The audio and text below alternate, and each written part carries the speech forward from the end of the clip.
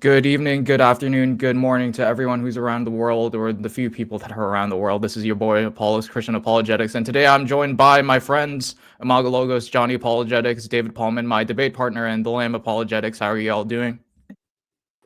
I'm good. No complaints other than the incoming snow. Gotcha. Yeah, same. All right. Yeah, for sure.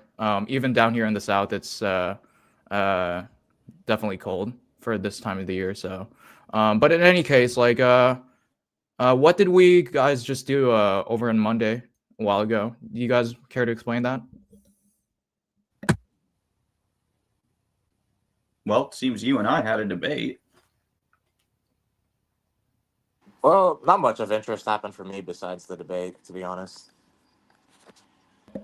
Yes, sir. Yes, sir. So for those of you guys just tuning in, we were debating DannyPhilTalk and MonkeyBoy um on the existence of God or theism. Now, me and David Pallmann kind of did an interesting thing where we were gonna argue for Christian theism specifically, and then by extension, the theism in general is true. So yeah, I mean, like without further ado, how about we start introducing ourselves? I'll start off. So yeah, my name is Apollos Christian Apologetics. That's the pseudonym I go by online. I hate that subscriber count. So you guys can change that real quick. That would really help.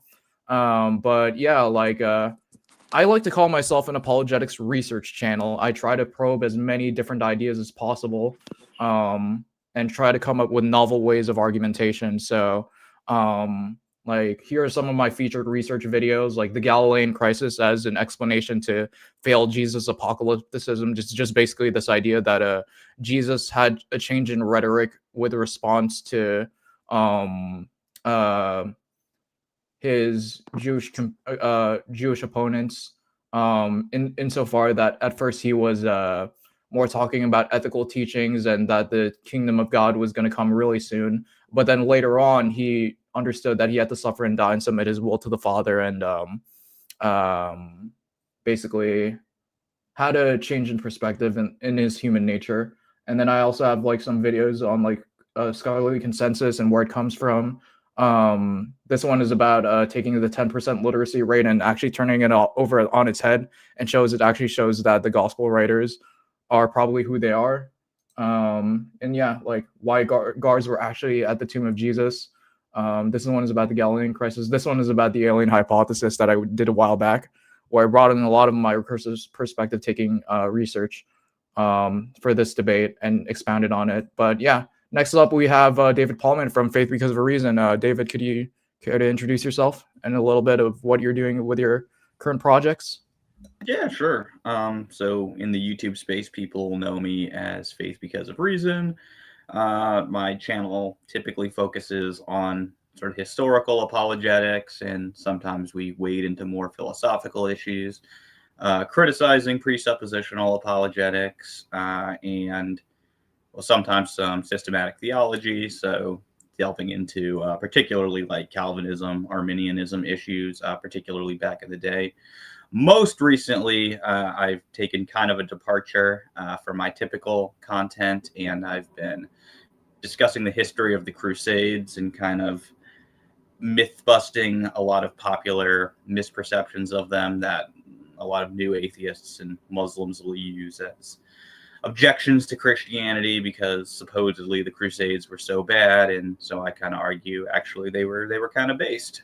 So that's what's going on over there. Bet. And then right next we have Imago Logos. So take it away, external. Yeah, so I help run and make videos for this channel. But basically, we do kind of something similar to what Pallmann and Apollos does. With we try to give a more historical case for Christianity alongside with the philosophy stuff. Although I'd say we do a lot more philosophy stuff relative to like someone like Apollos. And I don't know. You could say we promote like Thomism in a way, or like scholasticism in general. If you want to go down, you'll see some of our occurring projects. If you like scroll down, Yeah, so like sorry, my bad. yeah. So for like some upcoming projects, we have a video on like modal collapse. coming out eventually, just showing why it doesn't work. We just recently released a video responding to Justin Mooney's argument against the Trinity. So that's interesting if you want to check it out. We also do somewhat frequent debates. So recently, I had a debate with modern atheism on like the problem of evil. That's one thing I would recommend viewers check out for this debate review as well, because they get into the problem of evil a little bit, and I have my own like, I guess you could say, unique solution. Gotcha. And did you say you wanted me to bring something up? Sorry, I had something open. I mean, you could bring up just the problem of evil video and like Oh, just gotcha. The sell one the you had in fun. the Inspiring Philosophy Discord. Either that or like Okay. the actual video itself. If you sort by popular, it's the third one. Oh, okay, gotcha. Cool, Yeah, cool. just show like the This thumbnail and one? title. Yeah, that Yeah, one. yeah. That's the one where I go over it. Bet. And then next we have the Lamb Apologetics. Yeah. So basically, I just do, or plan on doing, just robust philosophical inquiry into like Christian apologetics, so dealing with continental philosophy, analytical philosophy, and also critiquing other sorts of frameworks of worldviews, such as like Judaism, Islam, Mormonism, atheism, um, and yeah, just getting into that. I'm sort of on the lackluster side of historical inquiry, so I have to sort of build up on that. But yeah, that's the only thing I got right now is just some stuff about Islam, but I'll be putting up some more stuff, including a video I'm working on right now about denominational discrepancies with the epistemology of the Holy Spirit. So just going over how each denomination sort of parses out how they understand or come to know the truth of like how the Holy Spirit operates under their paradigm. All right, based. And then lastly we have Johnny Apologetics. Yeah, thank you. So I kind of do mostly like sort of exegetical videos, like discussing whether this verse teaches for the Trinity or against the Trinity. And then a lot recently, I've been dealing with Islam. I've been trying to get a little more into philosophy. I'm sort of building up to that. I'm not quite at the level of some of the people on the panel there, but I am trying to build up on my knowledge of that, so that I can be able to hang more with some of these Muslims that will use these philosophical arguments. I actually did tackle it was a video on, what was it called? The question of whether how many gods died on the cross. And so I'm trying to get to that. And I'm also doing a series on John, the gospel according to John. Just gonna walk through the book. And yeah, that's about it. Awesome. It looks like let's see here. Load from web. Okay, it looks like TikTok is giving us issues, so it might be that we're not going to be live on TikTok today. But overall thoughts about the debate, guys? I think y'all did pretty well in establishing, especially like the historical case and trying to draw out conclusions there. Yeah, I thought we held our own. It was a little unfortunate about some of the confusion early on about sort of the scope of the debate. So I think that probably early on kind of put us at a rhetorical disadvantage, because we were trying not to get sort of swept into a debate about like what are the necessary and sufficient conditions for Christianity, and like is the Trinity coherent, because we wanted to sidestep those issues. We were trying to focus on whether or not theism is true. Unfortunately, James kind of marketed it as a Christian versus atheist debate. Once we hammered that out, though, I think we did a lot better. Once it was sort of clear that we were trying to argue for theism and not like necessarily Christianity. I mean, one place where I feel like it could have gone better for y'all was like when they brought up things like issues with like the omni properties. I feel like you kind of took a Mysterian approach in a way by just saying that you don't really know. But I don't know. I feel like that was kind of bad rhetorically, if you get what I mean. I mean, that could be. I think my answer there was that Danny has some interesting arguments there that I would want to think more about, but that I kind of just don't need the omni properties to have theism. So I was trying not to get pulled into a debate about that. But yeah, I mean, I could see why optically that would look like a retreat or a concession. Yeah.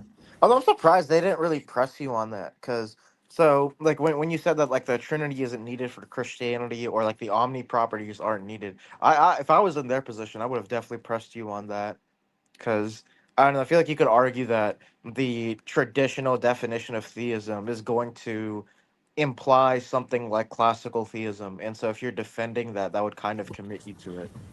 I know what's it called? A lot of the Muslims will argue that way whenever they argue against Christians who will take sort of neoclassical views. For sure. Wayne says that I feel like I've seen the Dave guy before on a viral short. Were you on any viral shorts, Dave? Probably not any incredibly viral ones.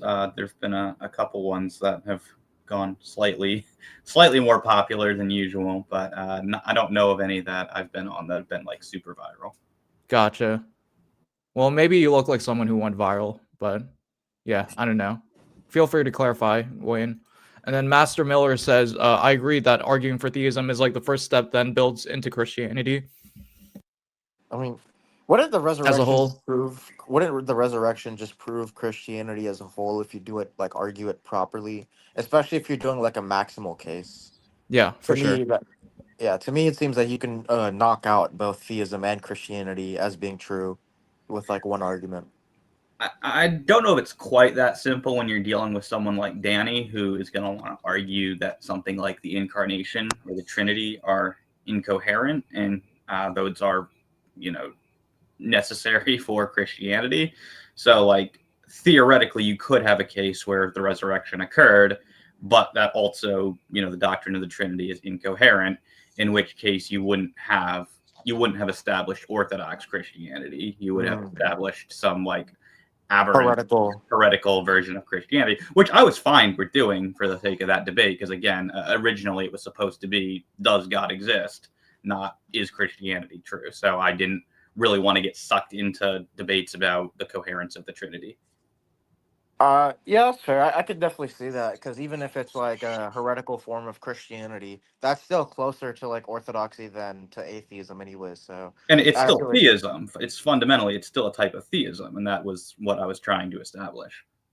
that's true. Yeah, I don't know. If it was me, I feel like I would have just given a brief response, but then said that, hey, Danny has already debated this elsewhere, so I don't really see a point in getting into this, because Danny debated Dr. Christopher Tomaszewski on this exact issue, and I would just use the same response as he did, because he used the Thomist and relative identity solutions to this. So, I mean, if I'm going to use the same ones, I feel like it would kind of be, you could have just pointed out that, hey, it's kind of redundant for Danny to go over this topic again, given that he's already debated it before. For sure, for sure. All right, did we want to kick it over to opening statements? I guess I'll give over my brief summary, but like at least as far as like performance goes, like yeah, I agree with the comments that changing or switching gears like mid debate kind of presented as a rhetorical disadvantage in light of like how things went. I think that we held our ground intellectually speaking, and we're able to address a lot of those objections. Me personally, and I'll speak for myself on this, but I feel like I could have taken a more active role in like the conversation. But I guess part of that too is like I'm not at the level that DannyPhilTalk or David is when it comes to a lot of these philosophical disputes. So yeah, there's that. So really appreciate the way that you were able to manhandle a lot of those philosophical objections, David. Thanks for being my partner. Oh yeah, no, thanks for inviting me. I mean, I've been wanting to kind of have some interaction with Danny. I mean, he's been a friend of mine for a while, so I'm relatively familiar with his. It feels wrong calling it a shtick in his case, but I'm familiar with sort of the general objections that he presents, and I have wanted to kind of press him on some of them. So I appreciated the opportunity to do that. I was not familiar with MonkeyBoy prior to this debate, so I appreciated you kind of handling that side of the debate, the inference from resurrection to theism, because I knew that was really where he was going to press. Yeah, for sure. For those of you guys who don't know, I was able to join MonkeyBoy's Discord server with an alt account, and I discovered his debate strategy, being that he was gonna argue for aliens rising Jesus from the dead, I mean, as a candidate wasn't explanation to theism being an underdeterminative explanation for the resurrection. So yeah. And if we're talking about optics, I think that was optically really bad for the atheist Yeah. side, because I think to most people, including the one gentleman that you did the after show with, like, it looks like you're kind of conceding that you can't like actually challenge the case for the resurrection. And so sort of, I get what Monkey Boy's doing there, but I think to a lot of people that optically looks really bad when you're, because it seems like you can't challenge the case for the resurrection. Oh yeah, I actually pointed that out on the after show too, and I can't lie. I feel like there was one person arguing for the aliens hypothesis that was like, I think they were atheists, but two atheists, right? So one was arguing, no, this is a possible explanation. The other one was saying, no, not really. And for part of it, I was like arguing on the side that no, this is kind of just ad hoc. And I pointed out the whole like optical thing, and it was kind of just met with I feel like deflection in a way. Well, that's Brenda for you. I will say, yeah, I think that was maybe one of the stronger points of the debate was when that was brought up, the alien hypothesis, and then Apollos was pressing on that.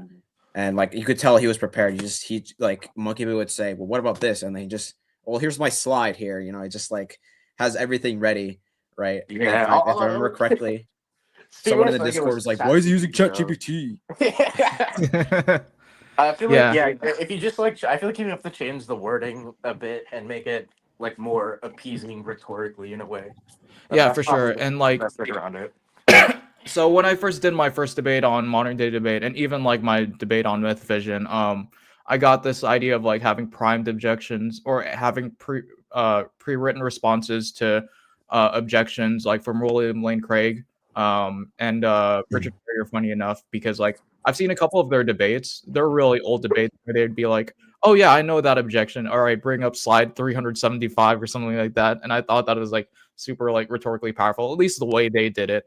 At least for me, like I think that I could still work on my rhetoric even if I were to use things like slides, and just being able to confidently say things without stuttering or like I guess like being able to think on the quick of my feet, if that basically makes sense. So yeah. Yeah. I would say, I would try to get to a point where I don't necessarily have to look at the slide itself. I kind of just remember what I've written, especially with like showing it on the screen. It can look a little like, Well, not that it's a bad move because it shows you're prepared, but some people might look at it as like, oh, okay, he doesn't know what he's talking about, or oh, he needs to, look at some source to respond. no. I think the issue is that he sounds like he's reading off a slide. Like if you sound like you're doing it from memory, but you have the slide up anyways, that's gonna make it sound like you're prepared because you have the slide, and it's gonna sound like you're prepared because you already know the response by memory. So when he was doing it, kind of sounded like he was just reading off the slide in a way.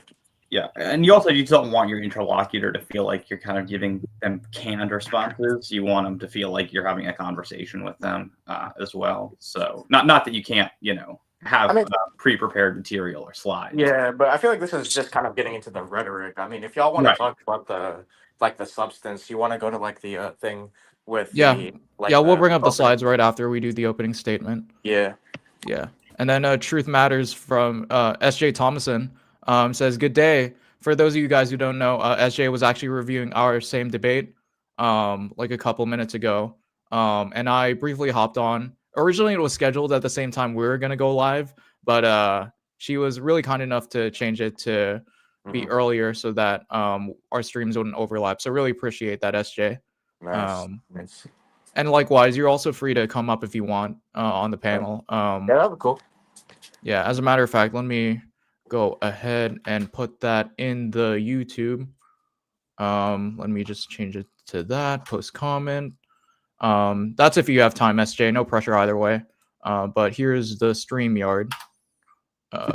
Posted on YouTube. All right, and let's move on to opening statements, shall we? Let me know if you guys can't hear.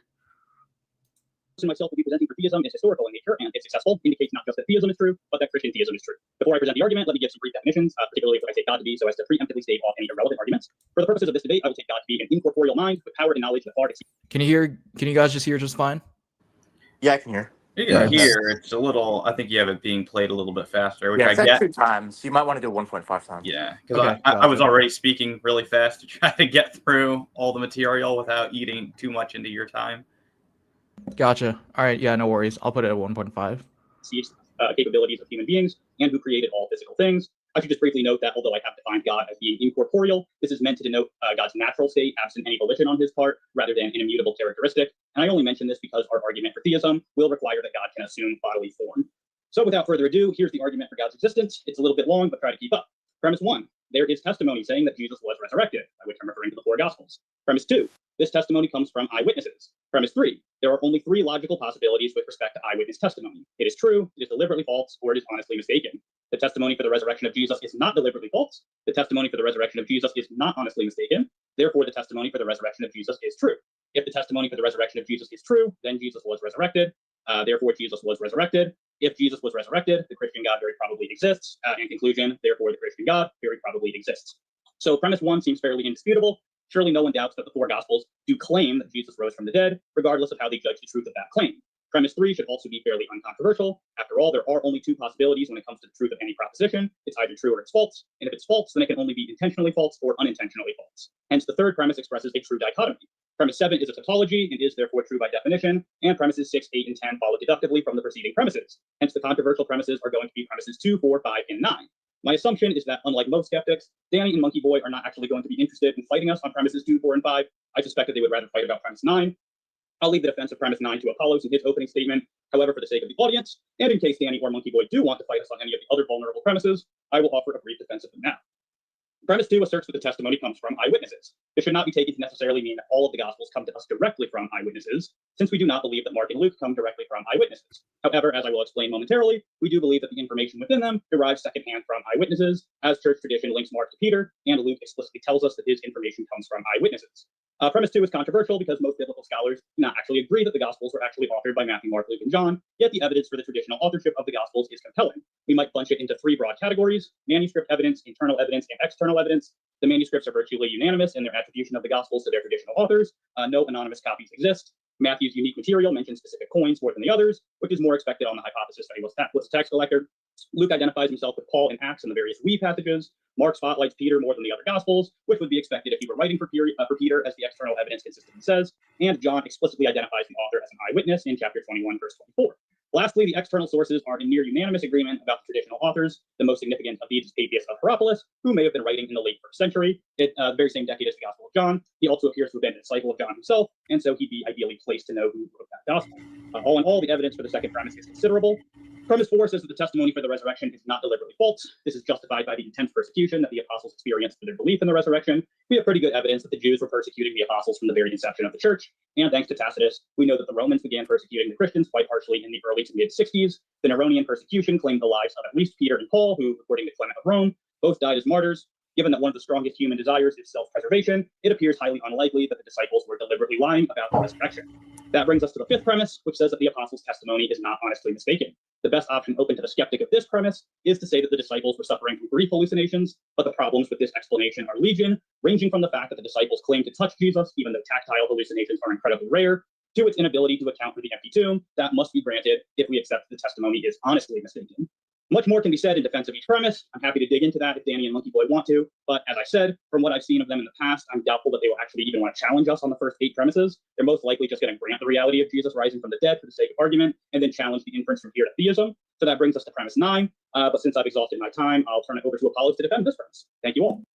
Yeah, for sure. And I really like the trilemma as like a sort of like a summary of like the maximalist case. It's almost like the 6 facts for Did you- minimalism. So Yeah. Did you kind of get that from like William Paley or like the McGrews? Because I have like a similar argument to this, what you presented. If you go to like slide 3, because I already have like a slide on this Yeah, for sure. exact Give me a argument. second. Yeah, I broadly adopted it from the McGrews, but they of course are drawing from William Paley. Yeah, that makes sense. Yeah, because I came up with like a similar type of argument like back in like 2021. It's kind of like identical to this. I think I actually based it off of the argument you gave. What was it? What was the guy's name? I think it was Leo Philus, where like you had a debate with him, and like Leopolis, yeah. yeah, it was you used this type of argument. Yeah, I've been for using sure. this one for a little while. Yeah. So, oh yeah, we forgot to do the pre-debate predictions. Oh, yeah, right. My bad. Yeah. You might want to slideshow that or like a presentation. Yeah, because I should probably For sure. explain this. So me and Apollos, we were preparing for this debate like in a call with a couple of people, including Bust Down, who's not here. I think Lamb was there as well. So we made some debate predictions, some of which panned out correctly, some of which didn't. So my first prediction was, yeah, they're gonna run the LPT. I was actually kind of wrong on this because they didn't. Although they wanted to talk about the coherency of the Trinity, they didn't do like a proper LPT, if you get what I mean. Because they didn't really get into the methods of counting or like how we would interpret transitivity of identity. I think they got into like begetting and whether or not that was coherent, right? If I'm not mistaken. Do you guys remember? Yeah, I think there was like logical problem of like the incarnation. Yeah, At that's some not point. really that's not really LPT though. So I If mean, I'll say yeah, I was wrong, but since they got into stuff related to it, I will just say it's like 25% correct at least. Now the 3 that I was right about is that they were gonna bring up the alien hypothesis, problem of evil, and then logical like paradoxes or issues with theism. And I think they try to get into that with like omniscience stuff, right? And how Danny has arguments against omni properties, right? Now, the 2 that were like wrong was I honestly because they were like TikTok debaters, and I don't really have. I'm gonna be honest, I don't really like TikTok because it can even for like people who start out or like just are generally good faith debaters, which I think MonkeyBoy and Danny were here. But when you just take them to TikTok, it just doesn't turn out well. But it didn't turn out that way, so I mean I'm kind of happy it didn't.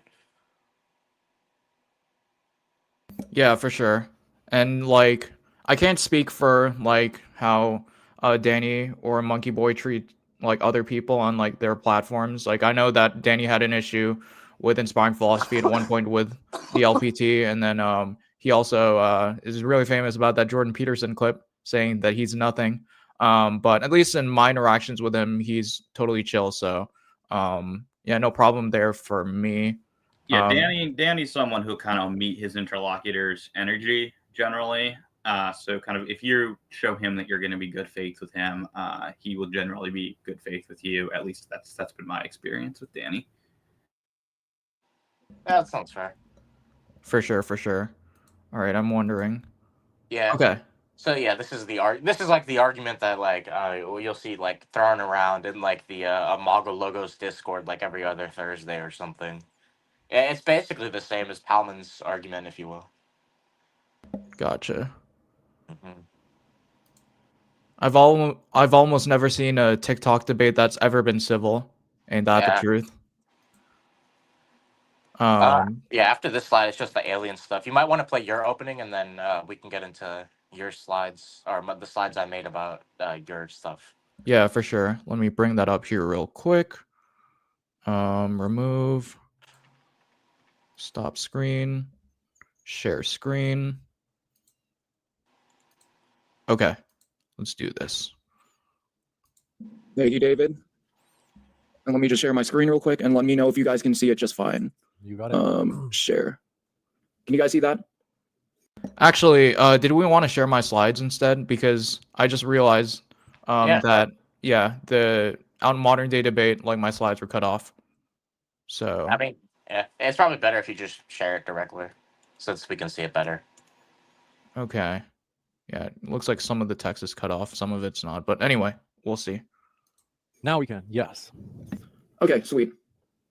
All right, thank you, David. Before us tonight is the inescapable implication of said miraculous event that if Jesus was resurrected from the dead, then the Christian God very probably exists. For this second part For this second part of the opening statement, we will grant the resurrection as a historical fact and ask not whether it happened, but what it means. A dead man walking is a mystery. A dead man raised by a specific agent with a specific purpose is a revelation. Our task, therefore, is to evaluate the competing explanations for this granted supernatural event and determine which is the most rational. To this end, we utilize the inference to the best explanation for finding the hypothesis that best satisfies the systematized theoretical virtues. First, the Christian God hypothesis posits that the resurrection is a truthful, congruent act by a supremely perfect and omnibenevolent creator. It's an act of divine veracity performed to vindicate the claims of Jesus Christ and reveal a divine plan for redemption. In this view, the miracle is a direct signal whose meaning aligns perfectly with the author's nature. Conversely, the deceptive surrogate hypothesis suggests that the resurrection was an act performed by another powerful but non-Christian entity, perhaps technologically advanced aliens or a malevolent deity. While these theories maintain causal adequacy, the agent's motives are hidden, contrived, and deceptive. How then does someone rationally decide between these starkly different explanations? Well, we aren't forced to guess wildly.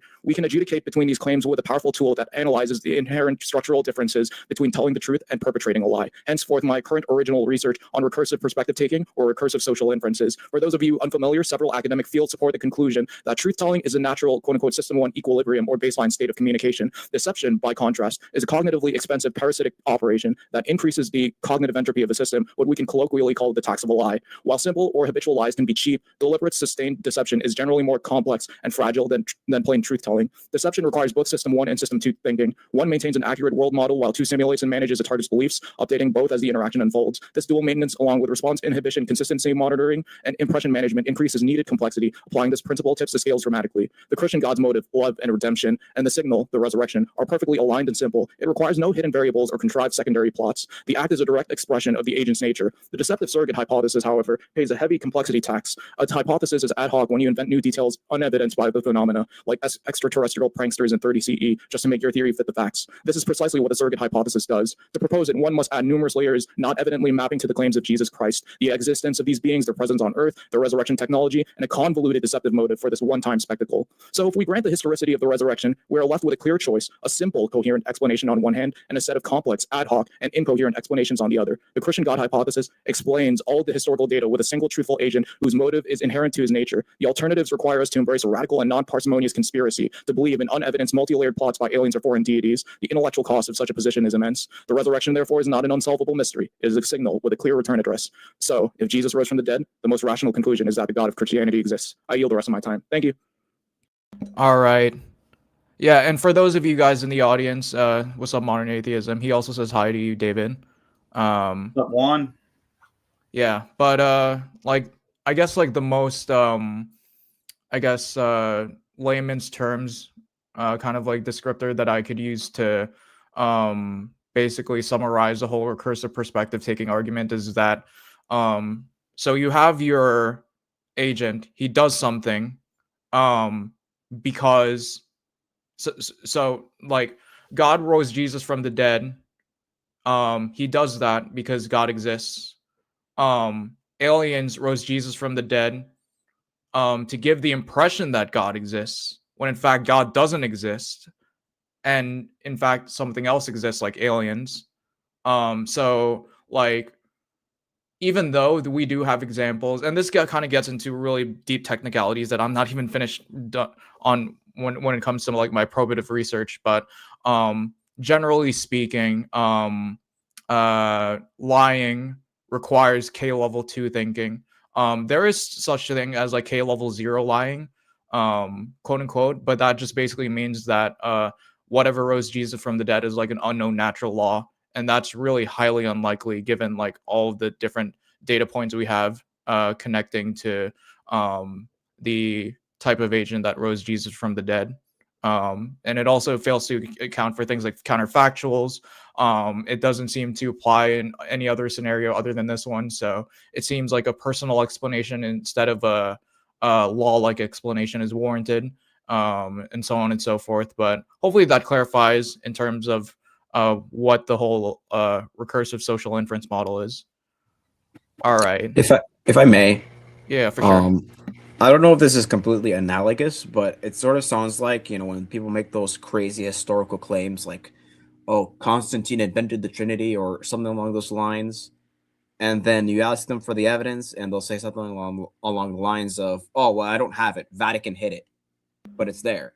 Yeah, like the Trinity okay. is supposed to be evidence that Constantine invented the Trinity in a way. Right. So, Yeah, causal adequacy is not going to be our only thing when it comes to assessing various candidate hypotheses, and that's definitely something we'll get into regarding the slides. And before we do that, real quick, Master Miller says, gamers, modern atheism says, if you think Christianity did a lot of good for the world, then I can use that as a reason for why would aliens want that.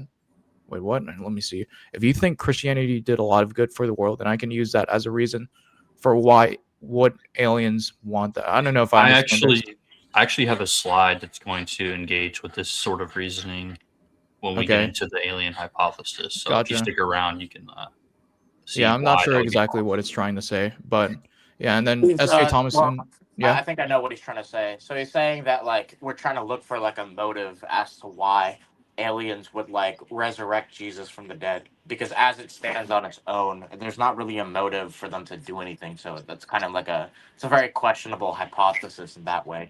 But if you think Yeah. Christianity is good, right, for the world, then that's going to serve as a motive. Because like, for example, if I think giving to charity is good, that could be like a sufficient enough motive for me to give the charity. And so, what modern atheism is saying, well, hey, if aliens thought that, Christianity would do good for the world, then, that would be a motive for them, what's that called, raising Jesus from the dead, because it would cause belief in Christianity. But I don't know. I feel like with the technology that you're positing at that point, they might as well like do something else with it. I don't know. I really don't see why they would be concerned about society on Earth unless these are like benevolent aliens. And the other point to make there is also it's not enough to point out that Christianity has been a positive force. You'd have to point out that the aliens would have had reason, like predictive reason, to think that it would be a positive force on Earth, and at least some sort of explanation has to be given there, right? It's not just enough to point to the contingent empirical fact that Christianity has been a force for good. It's something that the aliens would have had to like reasonably have some sort of reason to predict that it would have been a force for good from their perspective at the time. Yeah. Yeah, for sure. Apollos, do you want to bring up like your sides before we go into mine on this? If there's anything you want to say, because I know you had a whole video on this, so you probably have more to say on this than what you just said in your opening.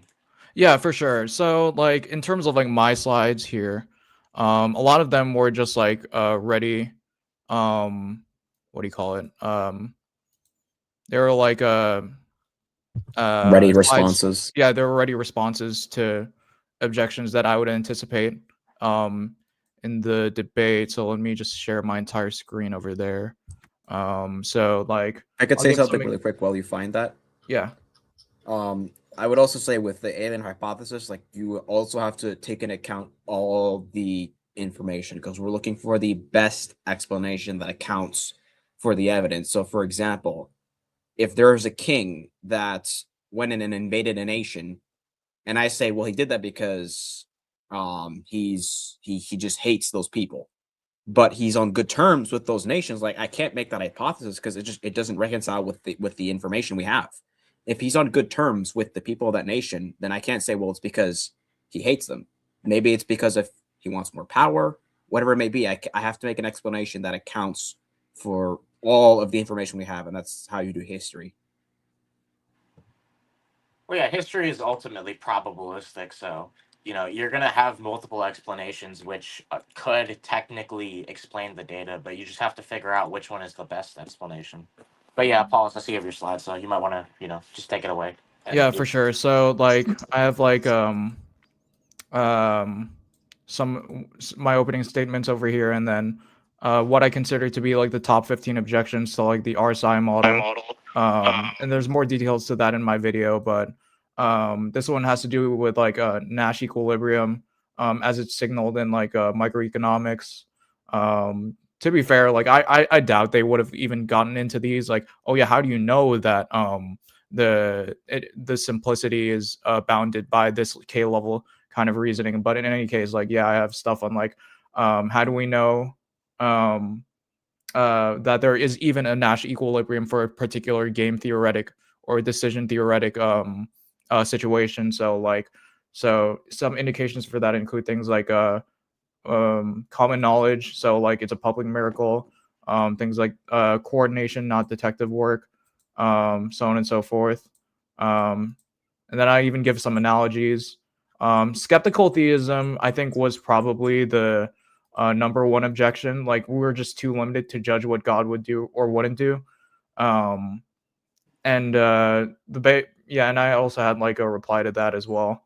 And then I also had some miscellaneous slides. This one was originally going to go in my opening statement, but I decided not to, because I don't think I can really explain it well. But I believe Richard, as far as I understand Richard Swinburne correctly, you have numerical simplicity and conceptual simplicity when it comes to assessing candidate hypotheses. So like postulating one God is simpler than a fleet of aliens, and then so that's the quantity, and then you also have like the qualities being simple. So postulating a being with infinite properties is simpler than one with arbitrary limits, for lack of a better term. So yeah. Apollos, can I make a recommendation for, I mean, assuming you get, in a situation like this again, where you have somebody who wants to challenge an inference from resurrection to theism. I do like the material that you've got out here. The problem is I think it's like super academic the way you've got it here, and that's not a bad thing. I'm just saying maybe if you lead off with a simple example, like let's suppose that we have these two cases, right? One where my dead grandma just comes back to life tomorrow, right? And we're just trying to explain how did that happen, right? And then another one where we have somebody say, look, I'm a prophet from God and I'm going to raise your grandmother back to life. That's the evidence that I'm a prophet from God. Well, theism is more, it's a better explanation in the second case because we've got data, it's suggested by the data set itself, right? So it seems like theism is going to be a more promising candidate there as opposed to the first case where it's just kind of ambiguous. Yeah, maybe God did it, but why? And or was it just something random? I think that's going to intuitively resonate with people. So why is that, right? Why is it that we prefer theism in that second case over the first case? Then launch into the sort of material that you are presenting here to give them sort of the explanation for why. That way you've kind of got the intuitive pull of people towards that explanation. And then you're doing the work, bringing the academic work to show why it is that we have that sort of intuitive appeal that way. I mean, I don't think that the material he's bringing is I guess you could say part of the intuitive belief, because the intuition that we have, I think that's just going to be a different data point on its own. Apollo seems to just be bringing something in terms of parsimony, though. Okay, yeah, I do think that parsimony is probably the parsimony of the hypothesis is doing some of the work for why that's more intuitive than aliens as well. But that's possibly true. Yeah. I mean, well, it's kind of even if let's say nobody had an explanation. Actually, go into this. If you go to I guess this is a good point for me to jump into it. If you go to slide 4. Okay. Sorry. Yeah. Give me a second. Hold on. How do we get out of slideshow? Well, I think if you just stay in slideshow and just just go back and Okay. forth. I think you Is this press a slide. Yeah, that is it. Yeah. So Okay. You press escape. You would. Go ahead. Sorry. So I guess to clarify, right? So MonkeyBoy is kind of just granting Pallmann's argument, right? And he's just saying, well, I can explain that through aliens or through something else, right? And that's going to be important because he's granting specifically Pallmann's case, right? So this isn't a minimal facts case, and I think that's going to be important later, but rather it's a max data case. So, given that, first of all, we can point out that even if this explanation has equal explanatory scope, I don't think that entails it's equally plausible. So, take this scenario, right? There's this Cartesian demon, and this Cartesian demon is kind of deceiving you into seeing the external world. So, when I see this water bottle in front of me, it's not actually there, but rather there's just this demon tricking me into thinking that water bottle is there. Now, technically speaking, in terms of explanatory scope, that hypothesis has the same amount of scope as just the hypothesis that the water bottle is there and that's why I see it, right? And yet clearly the one with the water bottle is going to be a better explanation overall, because it's not just explanatory scope that you have to worry about. It's things like prior precedent, things like parsimony, so how simple a hypothesis is, but then also how like intuitive a hypothesis is, right? So if you have like one hypothesis which seems to be correct, and then you have another hypothesis that's just violating our intuitions, then I'm gonna favor the first hypothesis because it's more intuitive. So with the Cartesian demon scenario, if you want to explain all of my sensory experience, you know, the fact that I see this laptop, this water bottle as just being like the product of a demon deceiving me, well, because that's less intuitive than saying that, you know, hey, there's really just these objects around me, which is why I see it. I'm going to take the more intuitive explanation. And that's going to be important because Pallmann already brought this up, right? If you have this person who's, you know, going around saying, hey, I'm the Messiah, I'm a prophet, and I'm God. And the way that you know this is true is that I'm doing these miracles and then, like, I'm going to rise from the dead. And that's going to prove that that's the case, right? I think just intuitively, that's going to support the hypothesis that Christianity is true. So even if aliens can, like, explain the data, because they're going to be less intuitive than the hypothesis that Christianity is true, I think that's just on its own sufficient reason to reject it.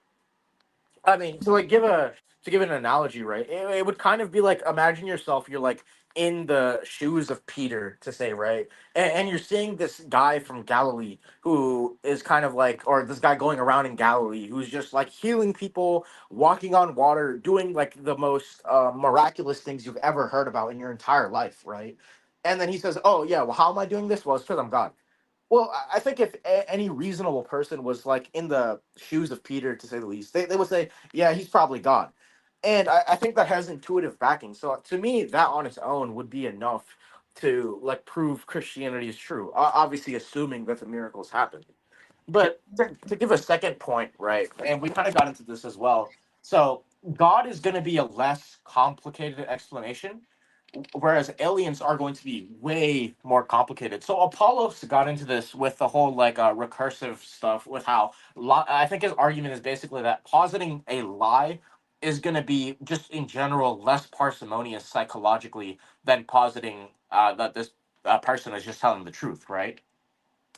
Yeah, pretty much. It's like, and it's like saying that like I could either say that from this puddle, oh, it was probably because it was raining outside, or like, oh, because someone wanted to make me think that it was like raining outside when in fact it wasn't raining outside. You know, like so. I mean, yeah, it's Yeah, even like deception is a just in general like more complex epistemic or like um conversational like strategy. So Mhm. yeah, that's I basically mean, it. yeah, to give like another example, right? It would kind of be like, let's say you're reading like a history text, like let's say it's a primary source, and they mentioned that this battle happened. I don't know, let's say you're like reading Julius Caesar, and like he talks about some battle, right? Now, prima facie, if you wanted to accuse a primary source of lying, right? Well, that seems to be a worse hypothesis just at the start, whereas just accepting the primary source as it is and then giving reasons as to why it would be wrong if you think it's wrong. That seems to be a better method. In other words, if you have some like historical testimony, the I guess you could say it's innocent until proven guilty. So the burden of proof is going to be upon the person who doubts that testimony. So Yeah. when you see like a resurrection Ceteris in paribus Jesus, clause, of course, like all things being equal. So yeah, it's like if you have some like historical testimony, which I think the testimony of Jesus is going to be that because he's explaining why or how these historical events happened. So I think we should give like Jesus the benefit of the doubt in this sense, and we shouldn't posit that Jesus is just lying. And another reason why is just that in general, God is going to be a less complicated explanation because when you posit God, all you're really positing is a simple agent which isn't composed of any parts, right? So all you're really positing is one, that God exists, and two, God is the explanation of this like effect, right? So in this case, it would be God is the explanation of the resurrection, and God exists. Whereas, let's say you posit aliens. Well, first of all, you're gonna have to posit that one, aliens exist, and two, that aliens cause this. But since aliens, first of all, it's going to be a group of like persons, right? So you're going to have this group of persons. That on its own is going to make it less parsimonious, because with God you have one agent, and then with aliens you have multiple. But even, let's say you want to say that it's just like one really powerful alien. Well, then, in order to do that, you're going to have to say that since this alien is going to supposedly be material, well, okay, so then since this alien is material, now you have all these corporeal parts that you have to posit as part of your explanation. So, like, if the aliens has like a brain or like some limbs, your explanation is now going to include those things, and it's going to be less parsimonious than theism, because theism posits God, and that's it, because God doesn't have any parts. Whereas aliens posits all the members of that species plus anything that composes them, such as their limbs, their brains, etc. And then it's going to posit like any technology that they have. So like, let's say they have some machine to like resurrect Jesus. Well, okay, now you've added that to your hypothesis, and so now you have this machine which supposedly has some internal mechanism to like raise someone from the dead. And that's just like a bunch of stuff that you're just adding on to your hypothesis, which is going to make it less which is going to make it way less parsimonious than like a theistic explanation. Yeah. So And can I add one thing there?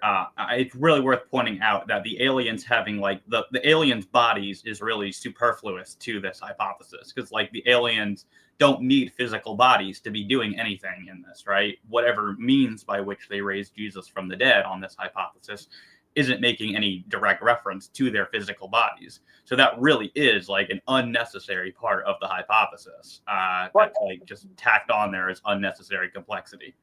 yeah, I think the reason why I said they have bodies is because, well, if it's an alien, it's obviously going to be biological in some way, because this is referring to how there's extraterrestrial biological life. Right. I don't really If understand it's not embodied, then like it's hard to see how it differs from God at that point. Yeah, like I also don't. Yeah, I don't really see how it's biological life if it's not embodied. Because let's say you want to strip away this complexity. Okay, well, first we could say instead of this group of individuals that are part of this one species, we now have one. Okay, but then okay, let's say we remove their body. Okay, fine. But also, having a machine is going to be less parsimonious, because mechanistic causation, which is what technology is usually going to use, like you have parts of the technology which work together to cause this effect, right? And the more like the greater the effect you want, usually you're going to need more complexity in the machine, right? So how about this? Let's just like remove the machine, and let's say that whoever did this, they did this through like a simple act that wasn't mechanistic. So we have an immaterial conscious agent raising Jesus through a non-mechanistic and simple act. And at that point, it feels like you're just getting to theism, right? Because then you can say, okay, well, this agent isn't composed of parts, because parts is going to decrease parsimony. So then, okay, so now we have this simple agent who raises Jesus from the dead and is conscious and has one simple and non-mechanistic act. Now, I feel like that's just theism, right? Yeah, for sure. And I also like the ex ante, like predictive, like religio-historical context you gave in like your analogy with like Peter claiming to be a prophet of God or something like that. It's almost and you can apply the same type of thinking to like anything with like agents or like Yeah, and I do that in like in the third, because I have three sort of oh, okay. issues that I have with the alien hypothesis, right? Gotcha. But So what I was gonna we say can real jump quick, into it's that right now. yeah. And what I was gonna say is that it's like saying, you someone did well on the test, right? On like a school test. Cheating could be candidate explanation. Now let's say, for example, you have you have like some testimony of the person who passed the test who told one of your friends and said, yeah, I cheated on the test. Well, that doesn't deductively,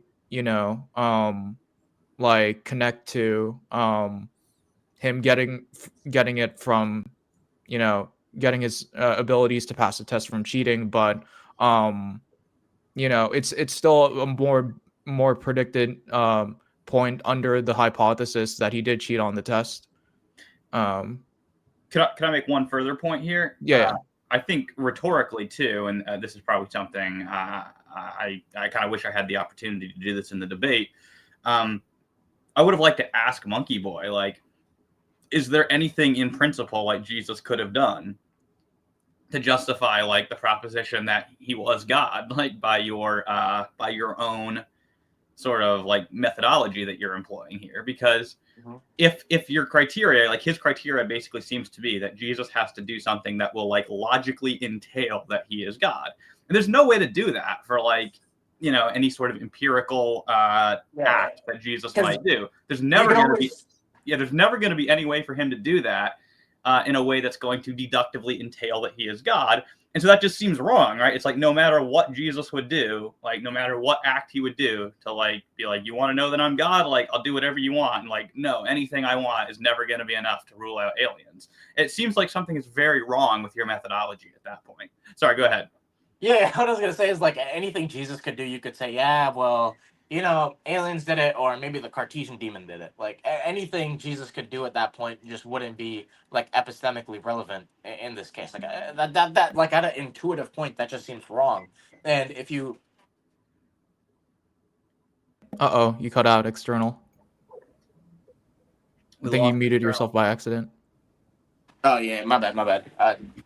Anyways, so like it just seems like kind of wrong intuitively that you can just like, you know, do that where anything Jesus could do, you could just say, nah, someone it's like it just has like this contrived explanation, and I think that's going to be bad like rhetorically. So if you go like Yeah, and 3 I just slides wanted to down- real quick give a shout out to you external for that Cartesian demon analogy to basically like help with what I was describing. Like I think it really like helped in this debate. Like anything you can apply to the Cartesian demon, you can also apply to the resurrection of Jesus.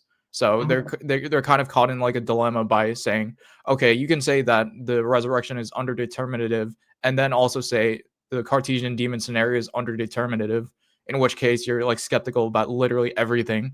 Or you could say, oh, we're going to assess these candidate hypotheses outside of just causal adequacy. And at that point, you're further to Christianity. So, yeah, if you go to slide 6, so go to the next slide and then go to a slide under that. yeah, for sure. Oh, wait, no, up one. Just go up until you see intuitions and theism. Oh, This is that's 4. weird. Hold on. This is 5, That's 6. weird. Wait. 7. Exit out of slideshow mode. I don't Oh, know why intuition and that- theism. Oh, okay. There you go. I don't know why I was bugging out. Yeah, for So- sure. We'll get to that. Let me just read some comments here real quick because I've left the audience on a standstill for a little bit. Poll for everyone. Do you believe that aliens have come to Earth? What about on abiogenesis being true? So I am open to the possibility of like non-intelligent life. I think that, you know, like if bacteria were found on Mars, it might increase the possibility of like panspermia being true or something like that. But as far as like, you know, the type of like aliens you would need to pull off something like the resurrection, you know, I think we're far off from that type of being existing given the evidence we currently have. So that would be my response. Do you guys have any opinions on aliens just under the Christian worldview? I mean, I don't think they're logically incompatible with it, but yeah, I don't personally think that they exist. Yeah, I don't really see a reason for saying they exist. If they do, well, that's good for them. I mean, it would be an interesting a scenario to entertain if you want to I don't like get about like what does the image of God mean, and you know if aliens were real, were they in the image of God? I mean, that's an interesting scenario, but I don't really think about it too much. I don't see a reason to take a position on it. Yeah, for sure. For some reason, they can travel faster than the speed of light, but they can't even land their spaceship. So yeah. Yeah. I mean, that's another problem with like the aliens hypothesis, because you have to like posit that they had faster than light travel, or that like their bodies exist in such a way that like they can somehow survive for like I don't know however long it takes to get from their planet to here at whatever speed they're going at, which is supposedly slower than light speed, right? Which I think that's kind of a really weird thing to say. Like that is gonna like radically increase your like complexity in terms of a hypothesis. Yeah, I would say that if there were extraterrestrial creatures, they would probably not be the same as the sci-fi ones you'll see in you know, some of those movies. Yeah, it's where probably they're- like grass or something. Yeah. Like if we're yeah, gonna grass. find You like could. if we're gonna find like actual aliens, I mean, in all likelihood, we're probably gonna find like bacteria or something on like I don't know, like in some ocean on like some random planet out there. Like it's not like when we look for aliens, we're not really looking for like ET or something like that. It's typically just for like any form of biological life in like its loosest sense. We'll probably But find like, I don't know, some blade of grass on planet EX0F4S or whatever their names are. I don't know how they name the planets and yeah, stars. but real quick, so back to like, well, I guess this ties into the alien stuff, but Yeah, and then we would just say that the existence of aliens is a priori and more plausible than the existence of God. We have slides on why like well, we're actually getting to that. materialism. Yeah, we're Yeah, actually we'll get getting into to that soon. Modern atheism. because I this don't. slide. Oh, And then he also says, I don't see having parts as a massive problem for the alien hypothesis. We're made of parts and we know humans came to exist. Yeah, but we have evidence that directly maps onto humans existing. Right. We have independent evidence for the existence of human beings. The point is we don't have independent evidence for the existence of aliens. And yeah. you're adding bodies plus minds. So you're adding two different things. That's the problem. You have a additional layer of complexity to the hypothesis that theism just doesn't have. Yeah, so to add on to what y'all said, I would actually agree that humans having parts increases the complexity of the hypothesis that humans exist. It's just that like there's a lot of intuitive backing for that, and there's just a lot of just justification for that position, which is why we take it. But like let's say that I don't know, we just had no like sense data. Well, I mean, I don't really know how that would work, to be honest. But like, yeah, if we had no sense data, then I wouldn't posit that humans exist because that would be unparsimonious. The fact that we do have sense data, that is going to justify humans exist to the point where that's going to like I guess you could say overcome the prior issues with parsimony. Because remember, there's multiple factors which are going to be important for like a hypothesis, right? So like for example, like I can concede that something like younger Earth creationism is going to be less complicated than like evolution because it's going to require less parts and just less things occurring overall. But I think the data is going to support evolution to the point where that complexity is going like I guess you could say the evidential cost of the complexity is overcome by the data we have supporting evolution. So I think something similar is going on there. Right, because simplicity is, or parsimony consideration sort of apply as like a tiebreaker if all other things are equal between two hypotheses. But if you've got really good evidence, as you know we do in our case, that human beings have bodies, then you can overcome the parsimony. So parsimony is not the be-all, end-all. But if all other things stand equal. One other thing, external, are you sure that you're a Thomist? I mean, I'm hearing you talk about Cartesian demon scenarios and sense data stuff, and it sounds very Cartesian dualist of you. Okay, then. I'm just using that language because people are familiar with it. Like, if like one of the things that I will critique other Thomists for is that in terms of their semantics, I feel like they're kind of stuck in the medieval era, which I don't really like that. I feel like there's nothing wrong with doing that in a specific context, but when you're talking to modern people, you have to translate the terms. So like I like to try to simplify the concepts and then explain them using modern terms so that people have a better understanding. If you get what I mean. I do. I guess I just feel like those modern terms have specific Cartesian meanings, but we don't have to get into all that. Yeah. But okay, The debate so, that won't end. Yeah, that'll be an interesting debate. I mean, I wouldn't mind having like a, I don't know, like a what are you, like a neoclassical theist, if I remember correctly? I mean, to the extent that theistic personalism fits into the category of neoclassical theism, then yes. I don't know. That would be an interesting debate to have, but I don't think it's going to be proper for like this stream, to be honest. Yeah, because we're on the same side basically, besides like just some metaphysics stuff. But yeah, when it comes to like, so this kind of, I guess you could say, segues into this slide. So if you hold on, you might want to drop that comment because it's kind of in the way of the slide. Yeah. Let me just read some of these comments here real quick. Yeah, the problem with the alien hypothesis is aliens wanting to deceive humanity about God, not aliens existing. I'd say So I think it's both actually. yeah, because like the thing is, like, if you're gonna say that these are immaterial deceivers, then you've lost the advantage of it being like material, supposedly being the evidential tiebreaker that shows that it's more likely than theism being true. And I've also gone over why deceptive communication is just more ad hoc of a communication strategy. And once you say they're immaterial, you've got to distinguish them from our conception of theism. Remember, I defined theism at the beginning, which was really weird that Brenda said that I didn't in your in your debate review. But we defined God as an incorporeal mind with power and knowledge that far exceed ours, and is the creator of all physical things. So, like, once you start saying that these aliens are non-physical or immaterial, you need to start distinguishing that from theism. Mm-hmm. Yeah.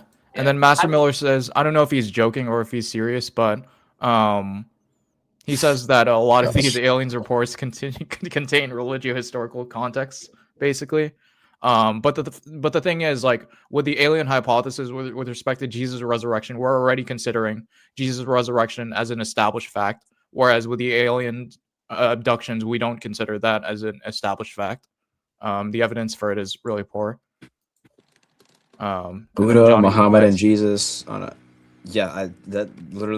pretty sure that's a Nation of Islam belief. I vaguely remember some Nation of Islam dude in this Discord server I'm in.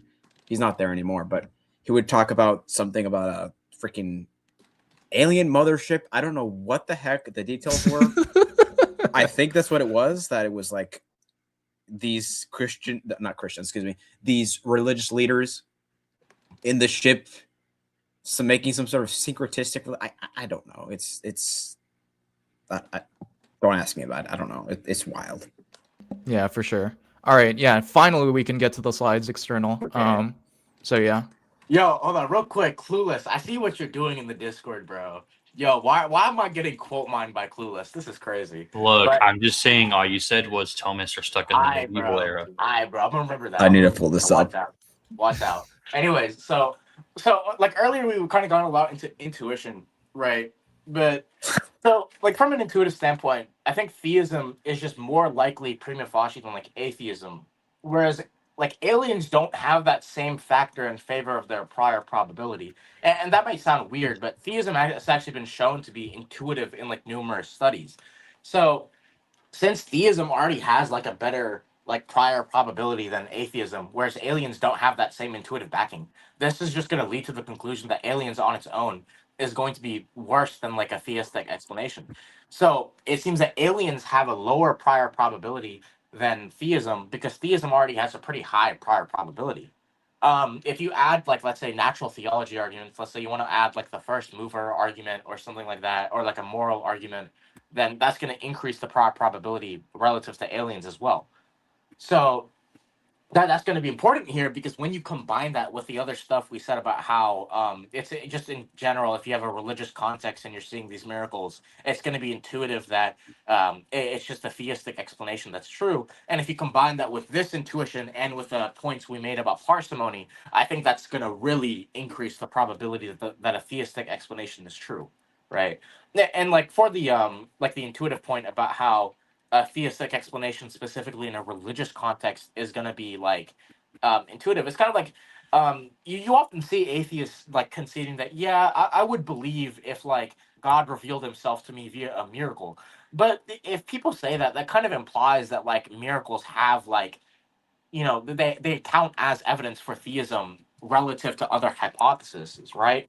So like, for example, I forgot who specifically said it, but it's kind of like if someone, I forgot who, but it was someone said that like, yeah, if God raised Jesus from the dead, then I would probably be a Christian, right? I don't know if Alex O'Connor thinks like that, but I'm pretty sure he does, right? Do you guys know? He adheres to divine hiddenness, yeah. Okay, yeah, because so that's going to be important here because obviously if the resurrection happening is granted, then it would seem that is a sufficient reason for Christianity being true in a way, like just from an intuitive standpoint alone.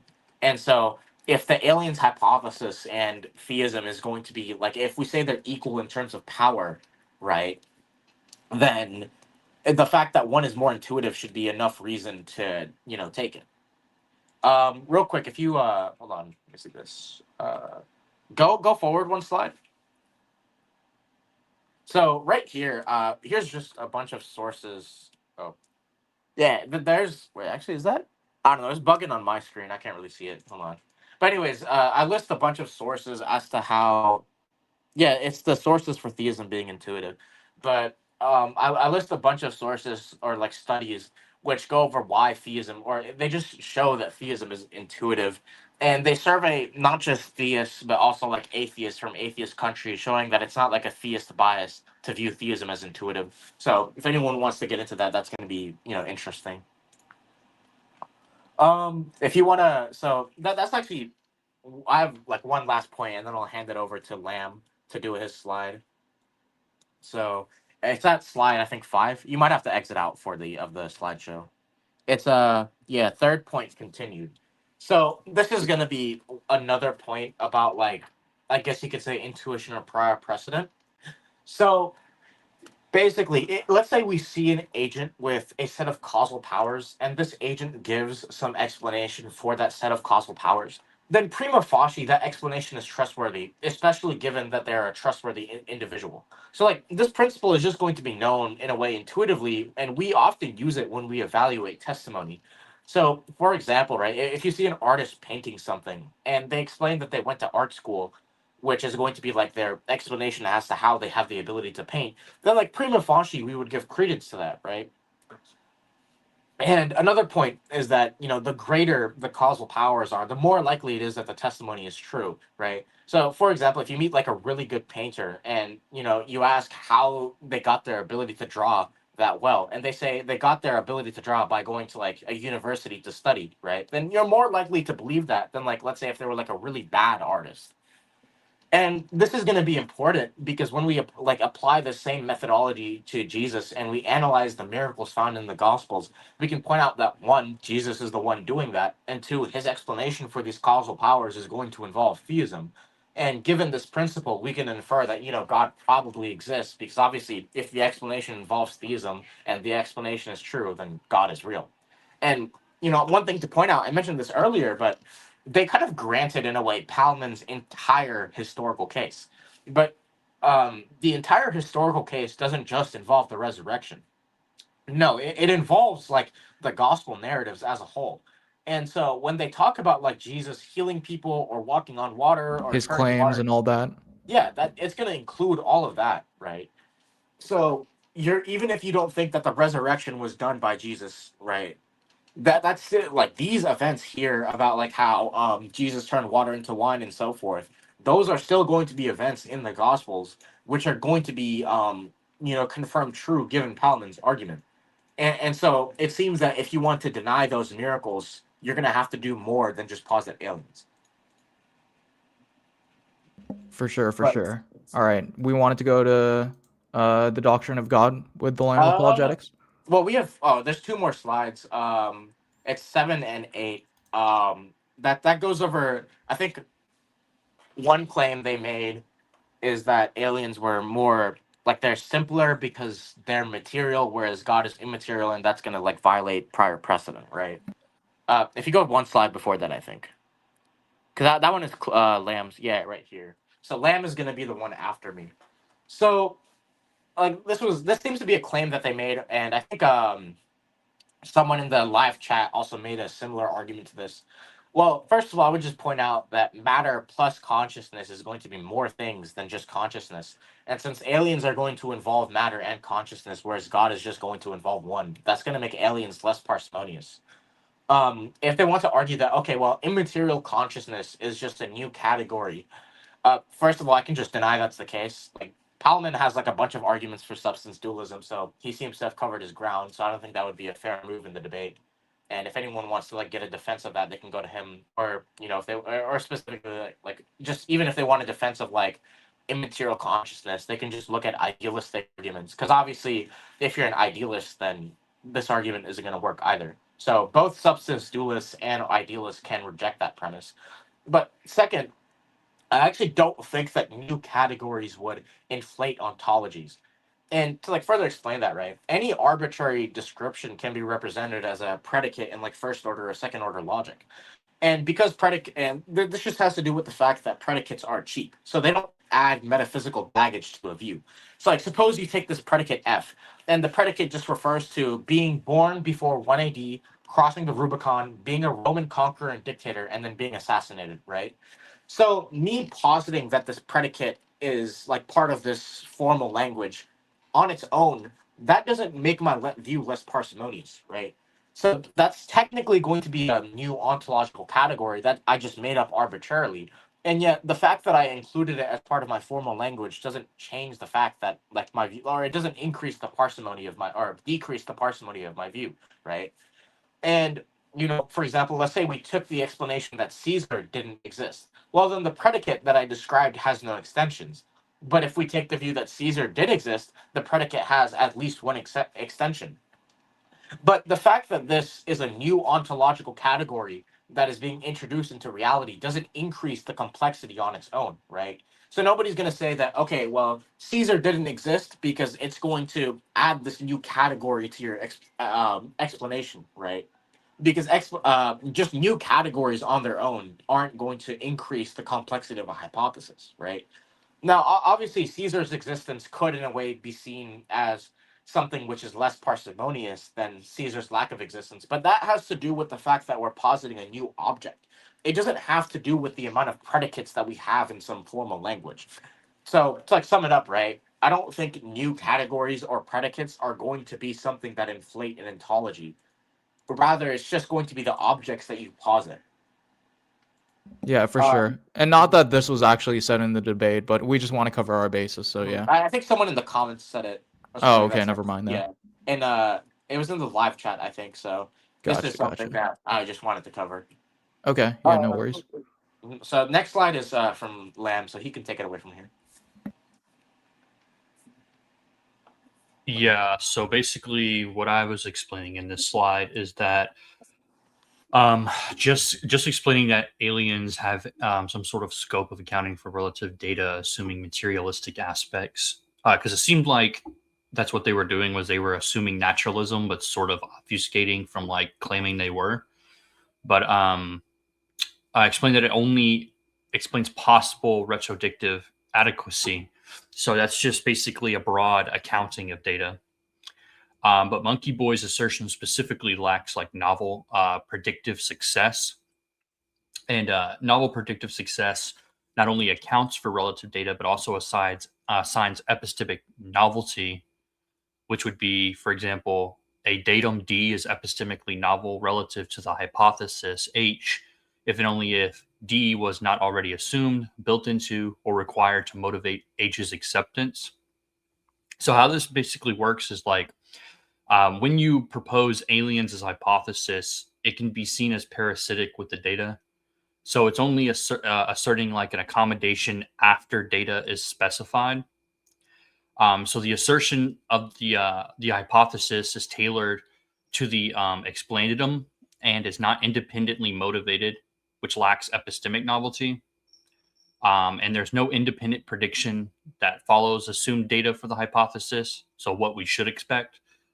And scripture has this predictive auxiliary capability because it predicts what the data that's going to be more natural is going to be the narrative of the gospel and the continuity of the scriptures, such as like fulfillment of prophecies, and as well as like taking into account like how people actually acted, functioned, and how Christianity spread and then progressed.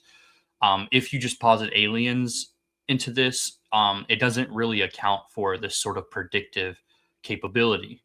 And since there's no predictive success, then you could reduce this sort of answer of aliens could do anything, which would be very ad hoc. If you were to ask someone like MonkeyBoy, like, okay, if all else, aliens are being posited that is true for accounting of the relevant data, then what would we have that would disconfirm the hypothesis? Like, what would you expect in its predictive capability to disconfirm it. And typically, that's going to be the answer. Aliens could do anything. That's really the only relevant reductive sense that you could make. And again, it would just be ad hoc.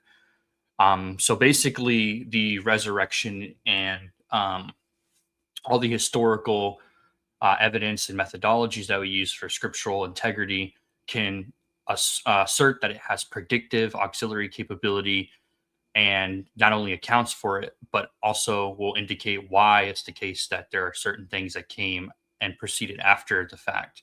Whereas aliens really don't have any of that whatsoever. So that's why we would say it's ad hoc. It has a weak retrodictive adequacy. Yeah, Well, for sure. those are all the slides that I prepared for this. Yeah, I think for the alien stuff. I mean, if y'all want to add anything, I guess now's the chance. Before we get into the doctrine of God stuff.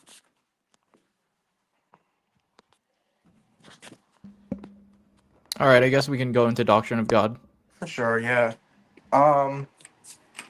Let's see. I guess we can start with the problem of evil, since that's the first slide. I mean, one thing I would just say, well, Pallmann, do you reject moral realism? Because I think you do, right? Because I think you said that in like an earlier, like you had a whole like presentation on why moral arguments don't work, and one of your points was that we can't establish moral realism, right? Yeah, I'm not a moral realist. I don't necessarily reject it in the sense that like I think it's false. I do think it's unjustified, and then I just take a skeptical position and say I don't know whether moral realism or moral anti-realism is true. Well, I mean, yeah, but like I don't see how the problem of evil would even work then. Because if you I mean, if you saw my debate with Leophilus, you did the same move. It worked. And I was kind of like, I don't like know that I really think that evil even exists in the sense that you're talking about. And he was like, oh, well, I guess I can't use that argument. Yeah, why didn't you do that here? Like, I feel like you could have just said, hey, I reject moral realism, so I don't think the problem of evil works. Well, because there are ways you can run it. I think what Danny would say in that case is like, do you think anything happens that like God thinks should not have happened, right? There's a way I could parse that out in a way that I would accept it, right? Like I do think that certain events happen that like in one sense, I think God would not want them to happen. The issue is that Danny is going to define it in this like all things considered sense. So in order to get his argument to work, he's going to have to say that some events happen that God thinks should not have happened, all things considered. And I straightforwardly see no reason to accept that. Yeah.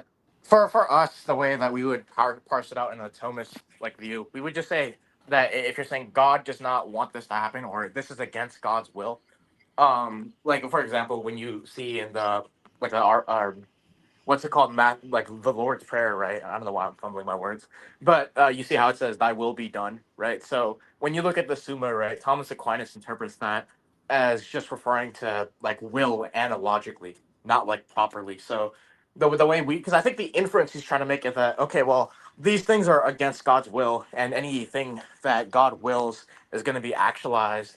So, like, this seems to be like a contradiction if you want to hold that these things occur, right? That's kind of where he's getting, if I'm not mistaken, right? Yeah. Yeah, it's like the way the Thomists would deal with that is we just say that in these parts where it talks about how this is against God's will, we're using will analogically. I think there's an upcoming video I have which goes over this, so I'm not going to go too much into it here. But we also have a video on the problem of evil, which I think works for basically any version they can give. It's more like a meta level critique. Paul, if you saw my debate, so you know what it is. I don't sure. I don't really think I have to get too much into it. You can just like put up the video on the screen if you want to, though. Yeah, it's Yeah, this is the solution, and then your debate. Debate if you go down. Here it is. Yeah. Yeah. So That Minecraft footage. yeah. Yeah. All right. Well, is that all we have for the problem of evil? I mean, yeah, we've covered it elsewhere, so I don't really see a point. Yeah, for sure. Now, I guess the next one is like, so MonkeyBoy kind of like asked, like, how he kind of asked if events aren't determinative, how does God know them? If I'm not mistaken, right? Yeah, he did ask me that at one point. Yeah. So like I don't know. I feel like first of all we can like establish how God knows things. We would just well for me obviously I would take the Augustinian view. So God knows things atemporally and he doesn't know them discursively. Rather he knows them through what Augustine refers to as one simple gaze, right? And then from there I would just respond by saying that like questions aren't arguments and that really we can just appeal to mystery here, and that's not going to be invalid because it's not like Monkey Boy is giving an argument as to why it's like contradictory. He's kind of just asking how it works, and there's no issue with appealing to mystery when there's no like contradiction being shown. So, like for example, right? Let's say someone asks me, "Well, how do photons work?" And I just say, "Well, I don't really know." That's a fine answer, right? Because like if it's just outside of the scope of my knowledge, that's not really an issue for me to say I don't know. But the fact that I don't know doesn't change the fact that like photons exist, right? So it's okay to appeal to mystery if like there's no contradiction being shown. And just to be clear, I think so because it says here that I appeal to a Mysterian account. It's true I had like a mysterious point there about sort of how it is that God's sort of knowledge can correspond to future facts if those facts don't yet exist. I think where the contradiction was supposed to emerge was between sort of the idea of God having foreknowledge of the future and us being able to do otherwise. And as I pointed out there, typically those sorts of arguments turn on it being impossible for us to make God's beliefs about the future false.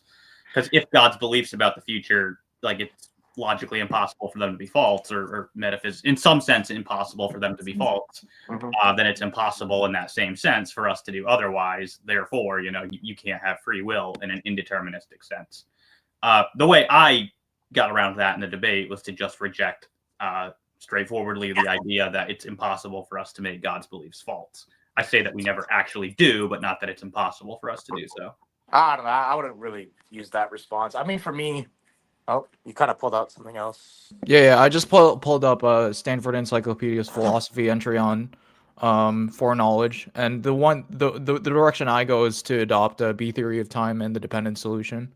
So The way I go, honestly, I'm not too read up on like the various theories of time, so I'm not sure how well this is going to like work for someone who knows about it. But I would just say that God is outside of time and he's kind of looking in.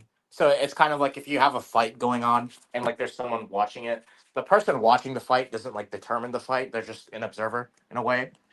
And similarly with God, he's just viewing time from the outside looking in. And so because of that, that knowledge doesn't require that there's any determination.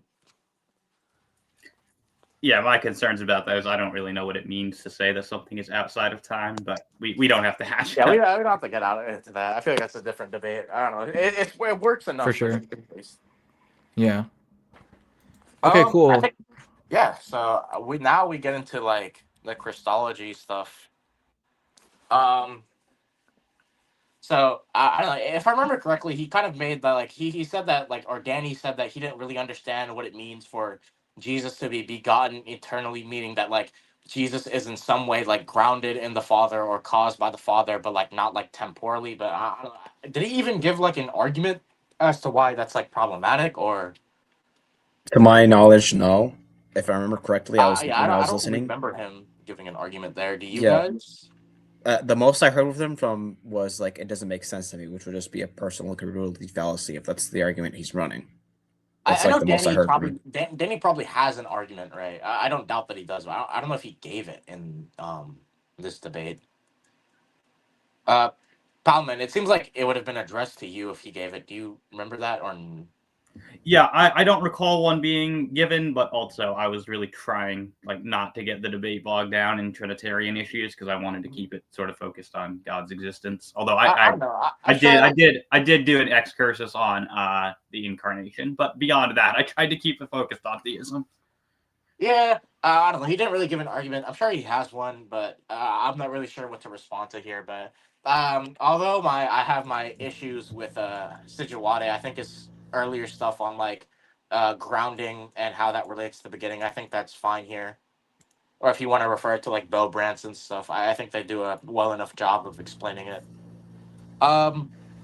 Next one, I might get some pushback on this one, but we don't. So they kind of said that like the Trinity is like unparsimonious, or like they implied that.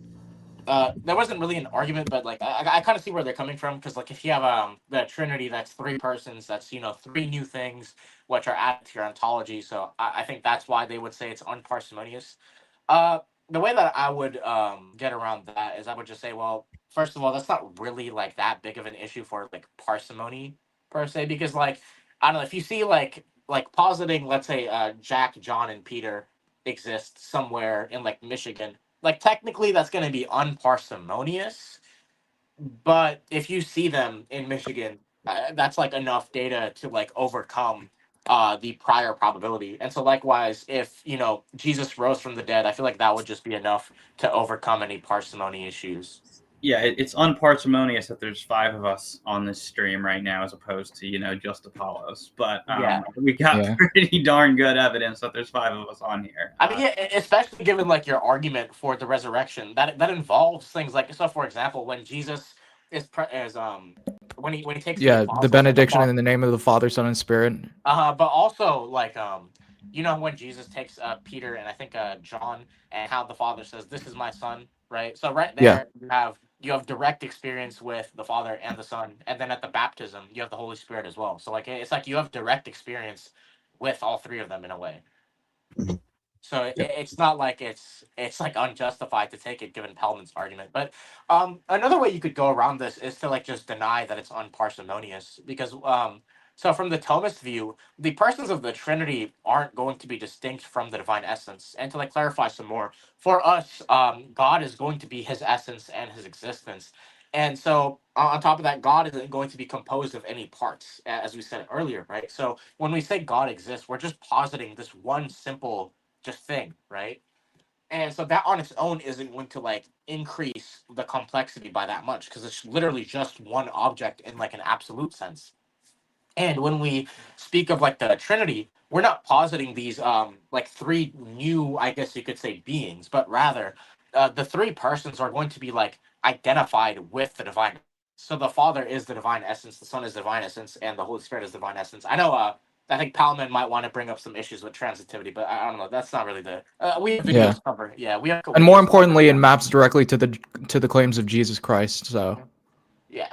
So Yeah. we wouldn't say the persons of the Trinity are distinct from the one being of God or from the divine essence. And since we aren't really positing multiple things in an absolute sense, but really it's only like in a relative sense that we're positing them. Because remember, the persons are only going to be relationally distinct. We wouldn't be positing anything which is worse for simplicity. Now, obviously, the way Danny, let's say if I was debating Danny and I brought this up and said, no, the Trinity isn't parsimonious because of absolute divine simplicity. He would just argue that, like, okay, well, if the Father is identical to the divine essence, the Son is identical to the divine essence, then via transitivity, the Father is identical to the Son. Now, I've like 4 videos ish on like the LPT, which is what Danny would be running if he did that.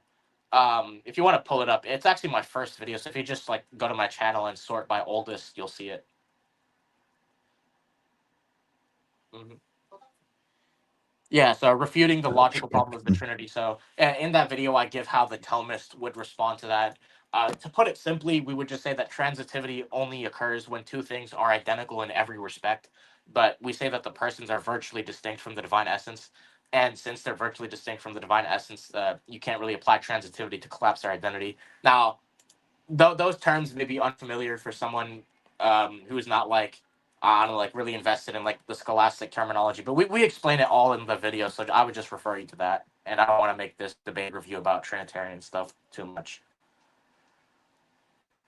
The next point they make is a Trinitarian disagreement.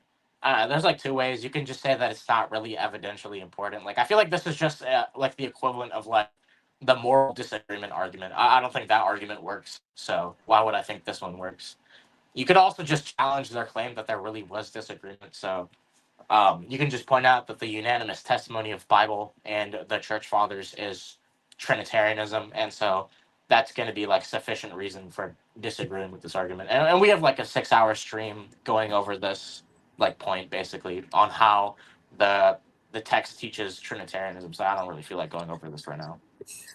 And I don't know if you have it here. Maybe it's on the next slide, but it seemed like Danny tried to make an argument from like if you had disagreement or like God wasn't guiding their theology, then he wasn't guiding them in their history, and so it was like supposed to undermine the historical argument somehow if you like didn't have unanimous stuff in the early church. I thought that was it was a very strange argument to me. I didn't understand where he was going with that. He was definitely doing the thing where he was like he was trying to run the problem of evil, but very like not within like the original continuity of like how you typically run it. And he was like bringing this up as a point to say almost like, well, if God is like wanting this sort of knowledge or truth to be something that's evident, then wouldn't it be the case that we would see the church fathers like have like a unanimous agreement on specific understandings of the Trinitarian model? And it seemed like he was doing something a little different than that, though, because he was trying to say, like, if they don't agree in their theology, then, like, how can you trust them for historical stuff? So it seemed like it wasn't just this case. Well, wouldn't it go the opposite way, actually? Because if they disagree in their theology, I mean, why would you make up a religion just to end up disagreeing on the theology, if you get what I mean, right? Yeah, I mean, I guess you could say they aren't the ones making it up per se, but that, somebody else did, and then that, Yeah, but at that point, right, if we're just talking about the patristics, then it seemed that even though they disagree, all of them, despite the fact that they come from different ideologies, have some reason to trust like the disciples or whoever supposedly came up with this doctrine. And at that point, you can just go into the reliability of the patristics and how, these people were pretty smart people who wouldn't be easily deceived. One of them is obviously like Justin Martyr, right? Like he's a full on like philosopher out here. Likewise with Tertullian, he's like advising people to like look at Roman records, like confirm what he says. So these people aren't like going to just accept things just randomly. So if they're all from different theological camps and they all seem to trust these like group of disciples, that's going to be very weird if these disciples are going to be like liars or something like that. So at the very least, this would kind of work against the view that the disciples were lying. So it seems to me that would actually help the historical argument. Well, maybe it seemed to me though he was like fundamentally misunderstanding my argument though, because he's like saying that the disagreement implies that God wasn't guiding their theology, and so if God isn't guiding their theology, why would you assume that God is guiding their history? And I'm like, well, you never said that. What part of my argument depended on that God was guiding them in their history? I'm literally saying we would apply the exact same like standards of historical critical examination that we would apply to like Tacitus or Josephus, right? I don't believe Tacitus and Josephus because like I think God was guiding their history. And like for the same reason, at least in the context of this argument, I don't believe the Gospels because I think God is guiding their. I mean, obviously later on in my theology, I obviously do believe that, but like I'm not. That's not doing any work in my argument that God is guiding their theology. So I guess to kind of like try and steelman Danny's point, maybe he's trying to do like a modus tollens where it's if Christianity is true, then God guided the early church. Premise 2, God did not guide the early church as seen by the disagreement. Conclusion, therefore, Christianity isn't true. Because like I think he could point to like the passages where it talks about how the Holy Spirit will be guiding the church to truth, right? So maybe he's trying to do that. Yeah, but I could just reject the first premise of that super easily. I want to say that maybe what Danny had in mind was he was packaging a bunch of background information, and maybe he wasn't just conveying that clearly. Like he probably had in mind, like when we think about God's guidance, he's probably speaking about the Holy Spirit in terms of like how we would typically attribute to like scriptural integrity is also guided by, God breathed in terms of like the scripture. And maybe he's trying to attribute that to historical methodology, and it was like really wonky. I think you kind of have to equivocate a bit because like when the Gospel of John says it'll guide the believers to the truth, it's not saying that like God is gonna like zap that knowledge instantly into the early church. I mean, you guys got into this, right? But that's compatible with like the view that this is discovered over time slowly, right?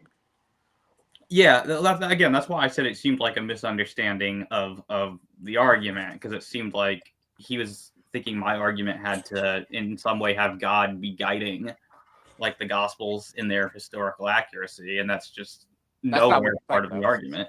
Mhm. I don't know. I feel like an easier way to get around this is just to say that, like, well, the Bible is unanimous on the Trinity, and so that's going to carry over into the patristics, right? Because I usually make this argument that, like, hey, I think the Old Testament teaches the Trinity, so that's going to, carry over into the New Testament. And once you have that, just automatically the prior probability that the patristics teach the Trinity is also going to be pretty high. He seemed to want to fight on that, though. He was saying that, I don't think it's like at all clear and unanimous and stuff. And I mean, of course, I could have chosen to fight him on that stuff because There's not really a point, though. yeah, I That's do not disagree really with him there. I didn't want that to become the focus Mhm. of the debate. Yeah, because Danny has done like a lot of like Trinity debates. So it kind of gets redundant at a point. I don't know. I feel like if I were you, like in your position, I would just say, hey, it seems kind of redundant. Just refer to the debate that like you did with Albrecht and Tomaszewski. Because if you got into that, I feel like it would just be a repeat of that.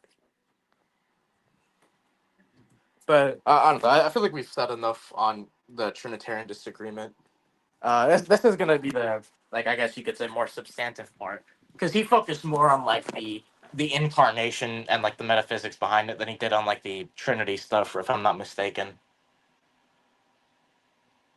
But so I guess to start off, right, you didn't really give a account that was the same as this. You gave you hold to like William Lane Craig's view on the incarnation, right, or something around that, right? Maybe I don't actually know that I'm familiar enough with Craig's account to say whether it corresponds to my own. This is just So my own thinking on the incarnation.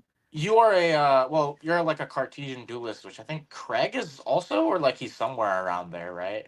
Yeah, I'm not sure. I mean, he's definitely a substance dualist. I don't know if Yeah. he specifically aligns himself in one particular Okay. type. I would guess he probably claims to be some sort of hylomorphist, just based on his, because he depends on J.P. Moreland's work in this area a lot, and I know that's what J.P. Moreland is. Well, I feel like Craig's account kind of assumes like Cartesian view in a way. But anyways, so I don't know. I'll just give like a brief Chalcedonian account as to how I'd explain the incarnation. If you want like a more like thorough view, refer to like the primary source text. So I listed the Tome of Leo in my slide, right? But another one would be Cyril, obviously, or just like the patristic corpus in general. If you want post Chalcedonian, John of Damascus, Maximus, Leontius, and so forth would be good for getting the um, Chalcedonian account in a more like thorough manner. And then if you want to go to the medievals, Scotus, Thomas Aquinas, and so forth. Also, Lombard are going to show you how like the Chalcedonian account was received later on and how it was worked on and built upon. Um, if you want like secondary sources, I've listed Thomas Morris, Timothy Paul, Wilkinson, and Zakuber. Zakuber's nice because he goes over pre-Chalcedon and a little bit post-Chalcedon, especially in the East, and he goes over like some Miaphysite stuff if you're interested in that. I'd also add Richard Cross. I forgot to add him here if you want secondary sources. But to actually get into like the metaphysics behind it, one of the things Danny kind of brought up is that like when we say Jesus was a man or that any or something like that, that's kind of like vague and he doesn't really know what we mean, if I'm not mistaken. The way that I'd answer that is just that when we say anybody's a man, we just mean that this person possesses a human nature, and that's gonna pick out having a human body and a rational soul. And if you want further clarification on what a human body is, I think Pallmann, you gave it right. It's just like having a body with human DNA, right? You would just hold to that. Yeah, or I mean, Danny did try to couch it in terms of DNA a little bit. That's not even really essential. It's just like a body that is sort of, genetically. Well, maybe that is bringing DNA into it. I think the way I said it, Some way biologically connected to other. Yeah, it's a body that's produced by another human being.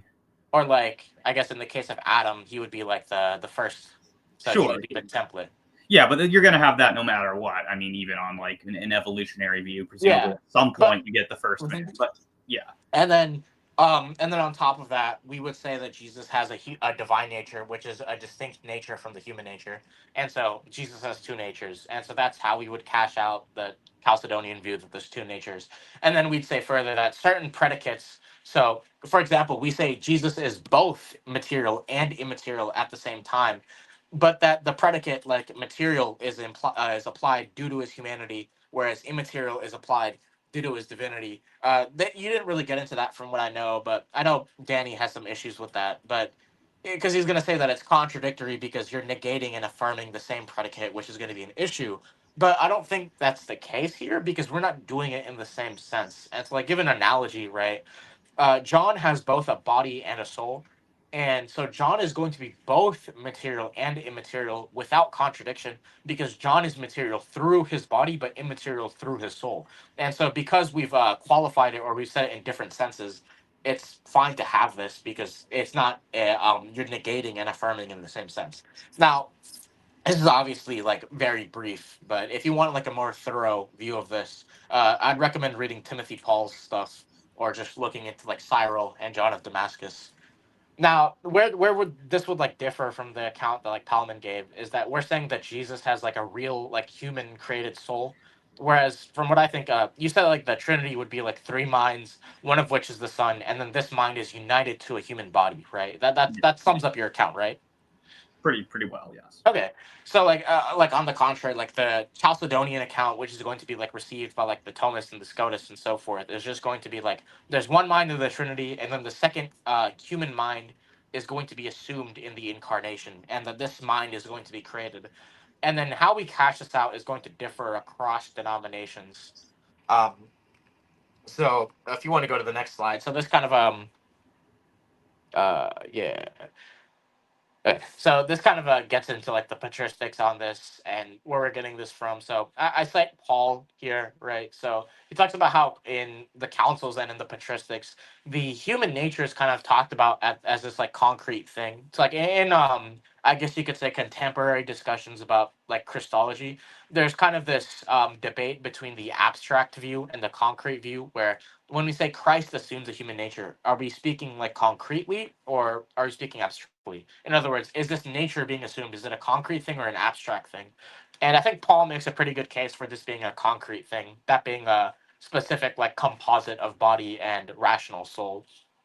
So he cites Cyril, and then likewise we have the Tome of Leo, speaking about how the human nature, for example, like hung on a cross, which I think is only going to make sense if you have a concrete nature.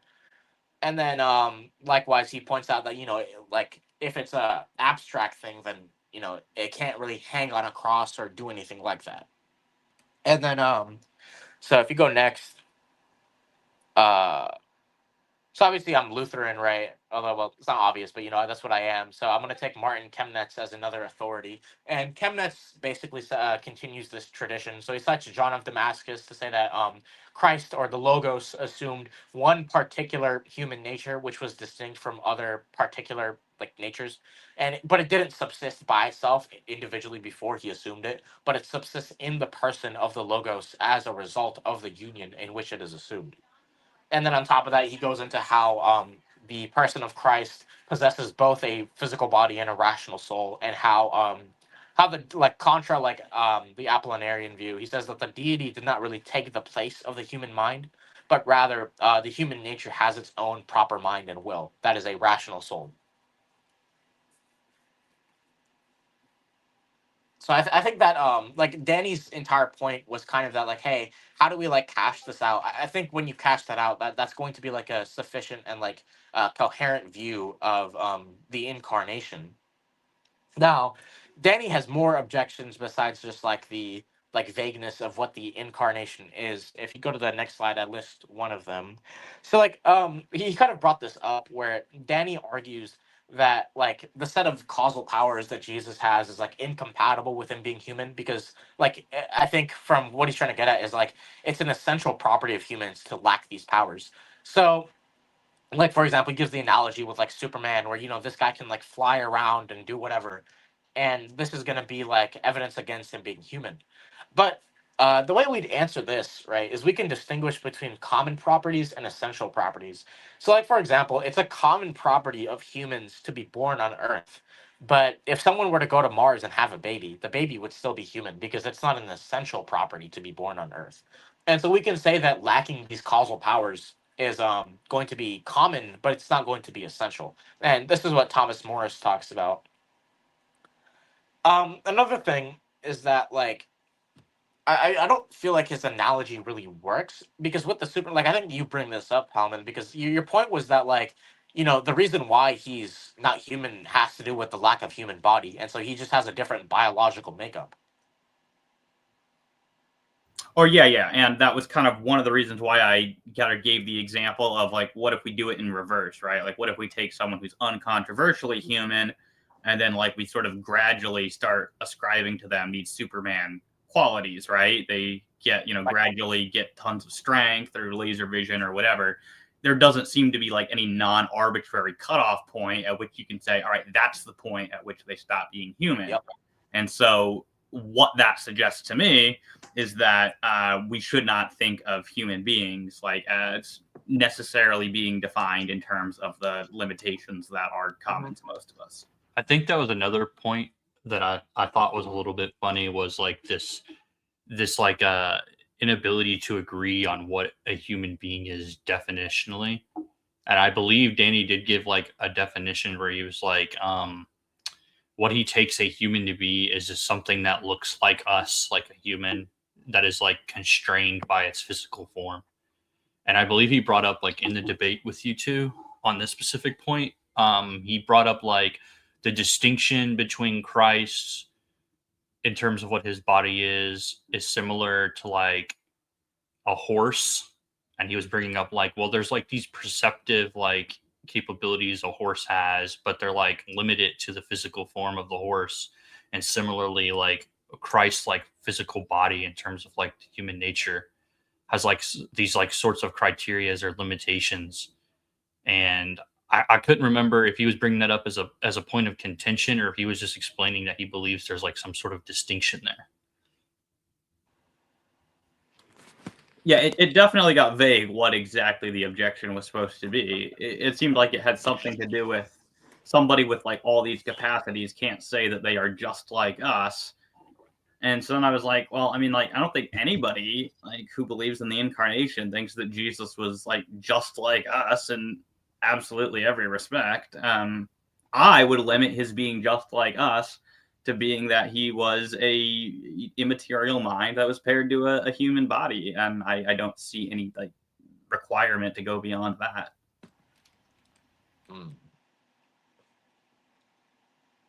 But I mean, like, so since Danny, I think he's fine with using like analogies from comics, but I think there's like a glaring issue with his analogy. It's that Batman displays like the most like crazy stuff that like no actual human is capable of. Like, mind you, like if you just keep up with it, he's like built like a professional bodybuilder, yet is able to run like a professional sprinter, and has the fighting capabilities of like out of like the world's like greatest martial artists, all whilst being like what early like 30s and not like dying from the fact that he like basically never sleeps, is able to like do like the weirdest shit with like my bad for that, but like the weirdest stuff because of like Tibetan monks and so forth.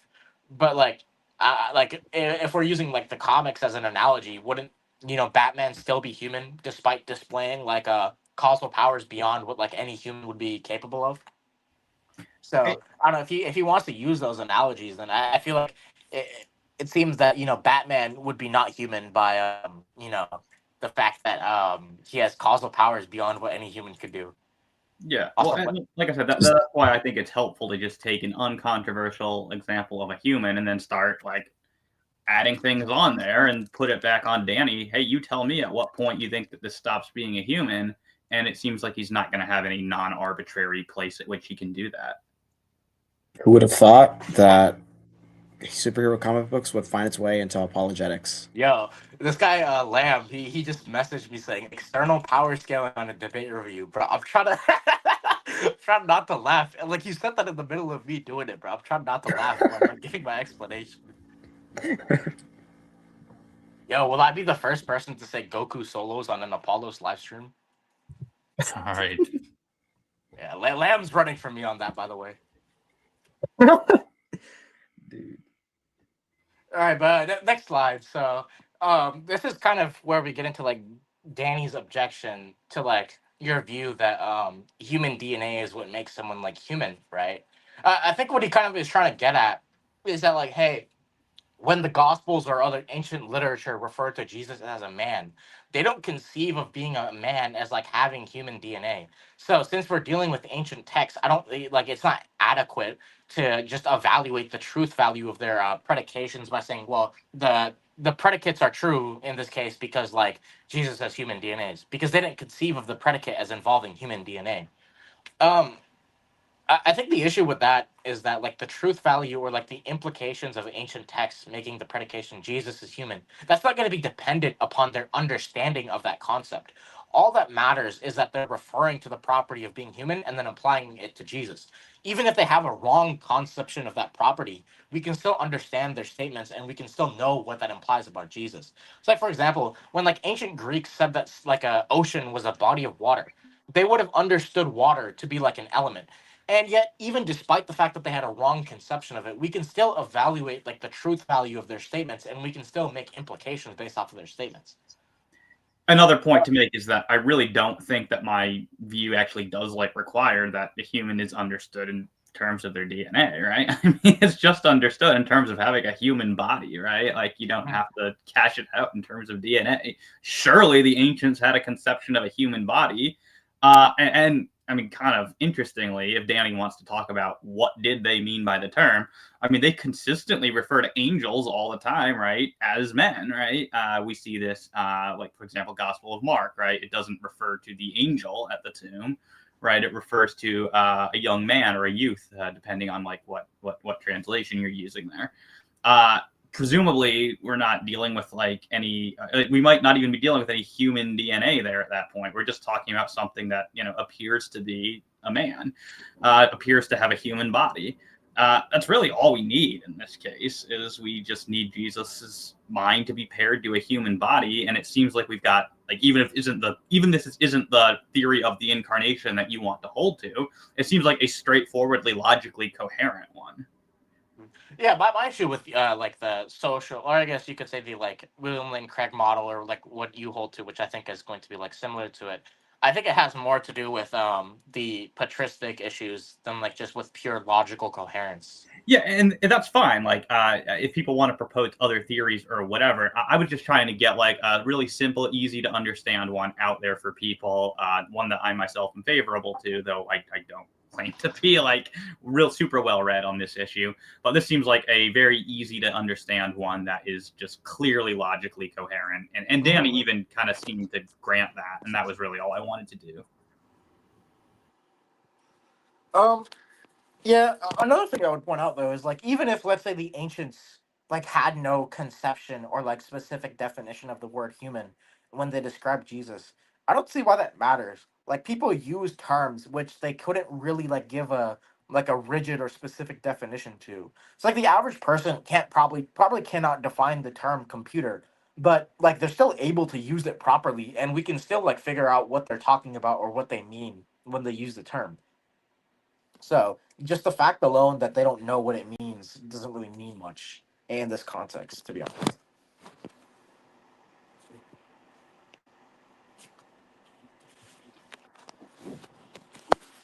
But I don't. Yeah, I feel like that's really all we have for like the. Honestly, that's the last slide. But so these are the references for like what I mentioned earlier about like the Christology stuff. If you wanted to learn more, so Timothy Paul and Thomas Morris are good if you want to like get a, I guess you could say, defense of the incarnation from like critics who, or like against critics who will argue that it's incoherent. And then the text on like Chalcedonian anthropology, that kind of just gives a broad like overview of how like Chalcedonians would conceive of things. Although I disagree with it on some aspects. Like I think they concede that Cyril was a Miaphysite, but I don't think that's what you want to do if you're a Chalcedonian. And then Zach Cooper's good because he gives an overview of how um like Christian metaphysics advanced from like the time of Nyssa all the way down to John of Damascus, and he goes over both Chalcedonian and Miaphysites as well. So I think that's going to be a useful text to go over if you want to learn more about this. All right, everyone.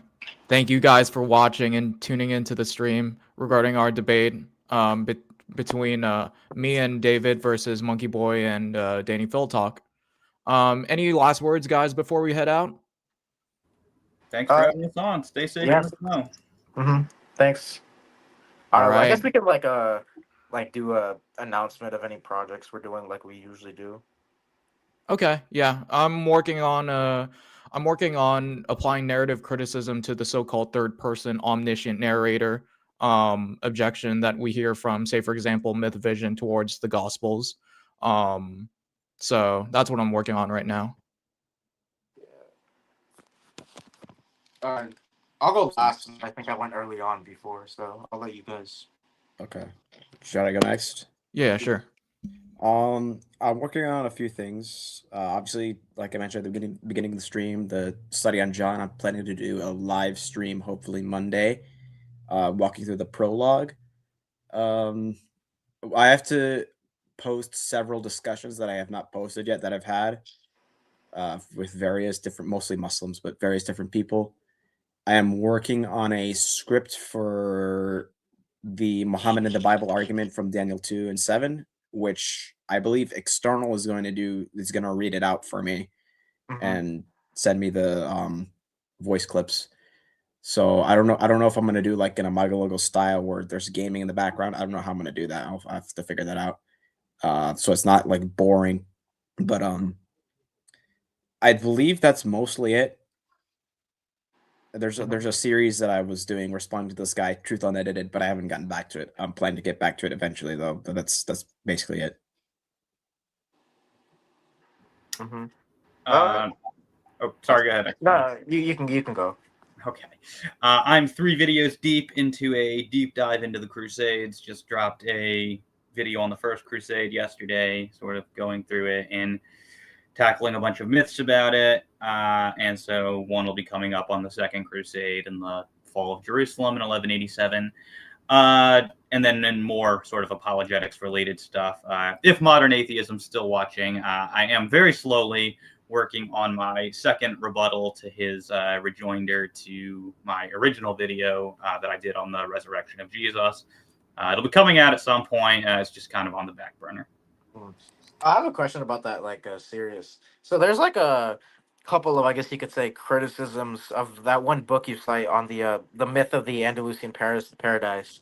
Are you gonna do you plan to like respond to those like critiques, or is that like not that important to your overall case? Because I know that was just about like establishing background context. Yeah, probably not, unless like somebody wants to bring it up. Most of the criticisms of that anyway are sort of just related to Dario Fernandez Morera, the author of that book. They're mostly related to like the sorts of sources that he depends on for some of the atrocities that Muslims were perpetrating against Christians.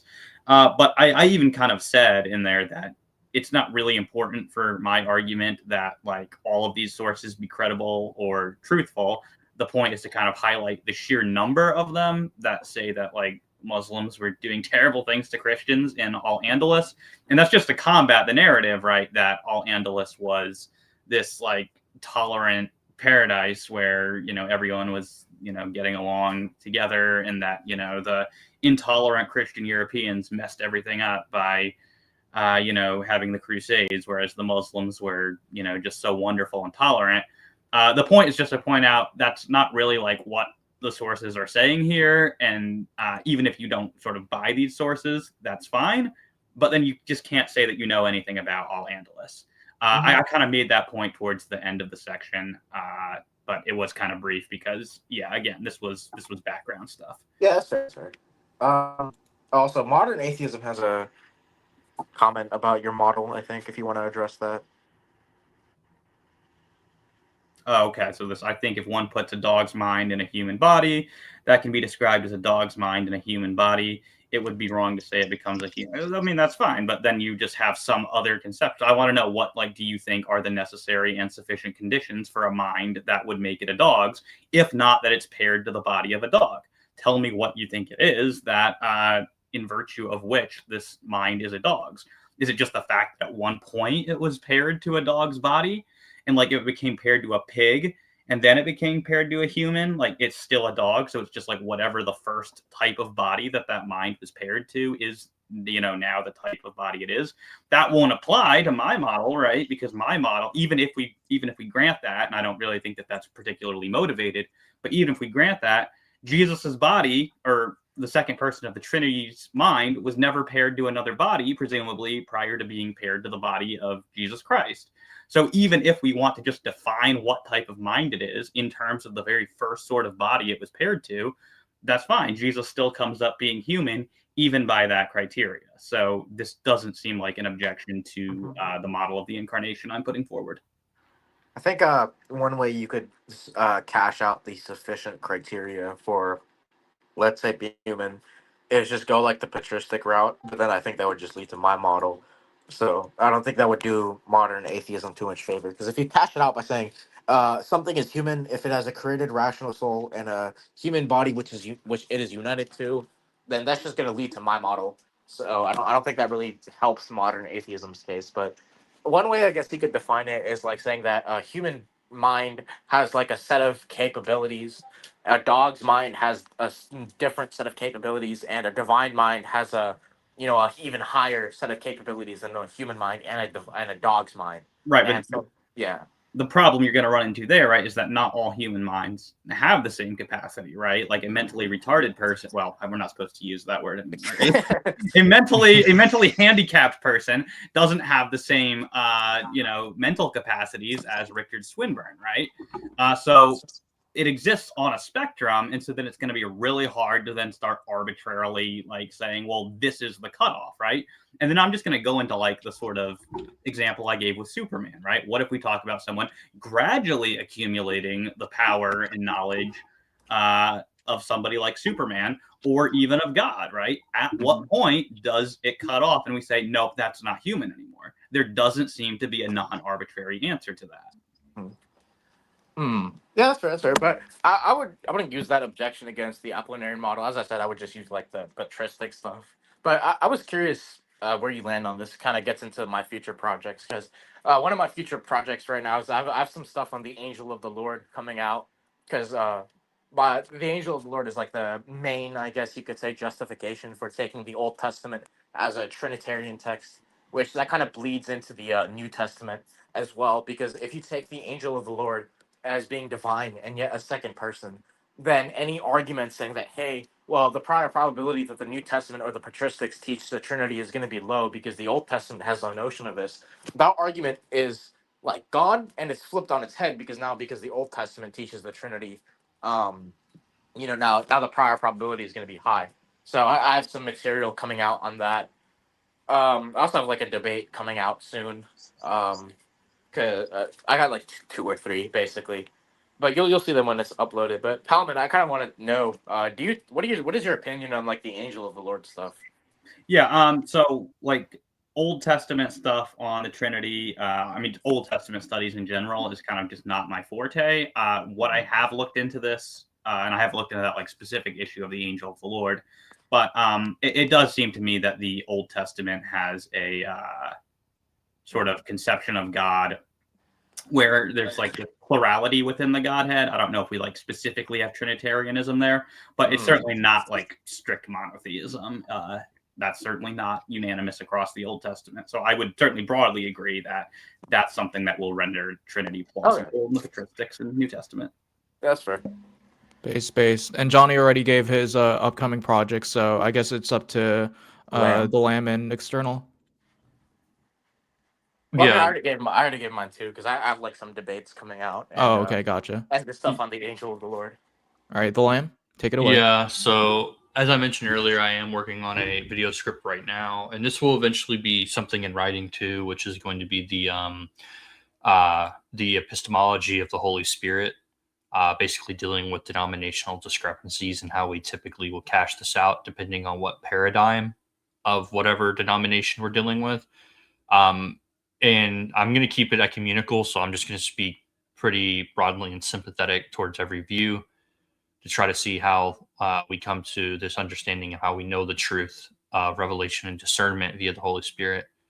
Also working on a pretty lengthy writing of the correspondence of the scripture to reality as well. I'll probably make a video about that talking about how I believe Christianity in terms of what's given in Scripture and what's like deposited through. The patristics will say that Christianity is going to be the best explanation for reality in a holistic sense. So, and then at the last thing that I'm working on will be, I'm going to make probably a video, but right now it's purely writing on the necessity of the Trinity for a theistic model. I believe that you can't have God existing without the necessity of being personal.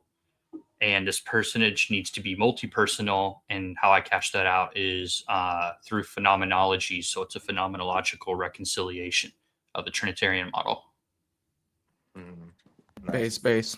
Folks, you heard it all from all of the horses' mouths.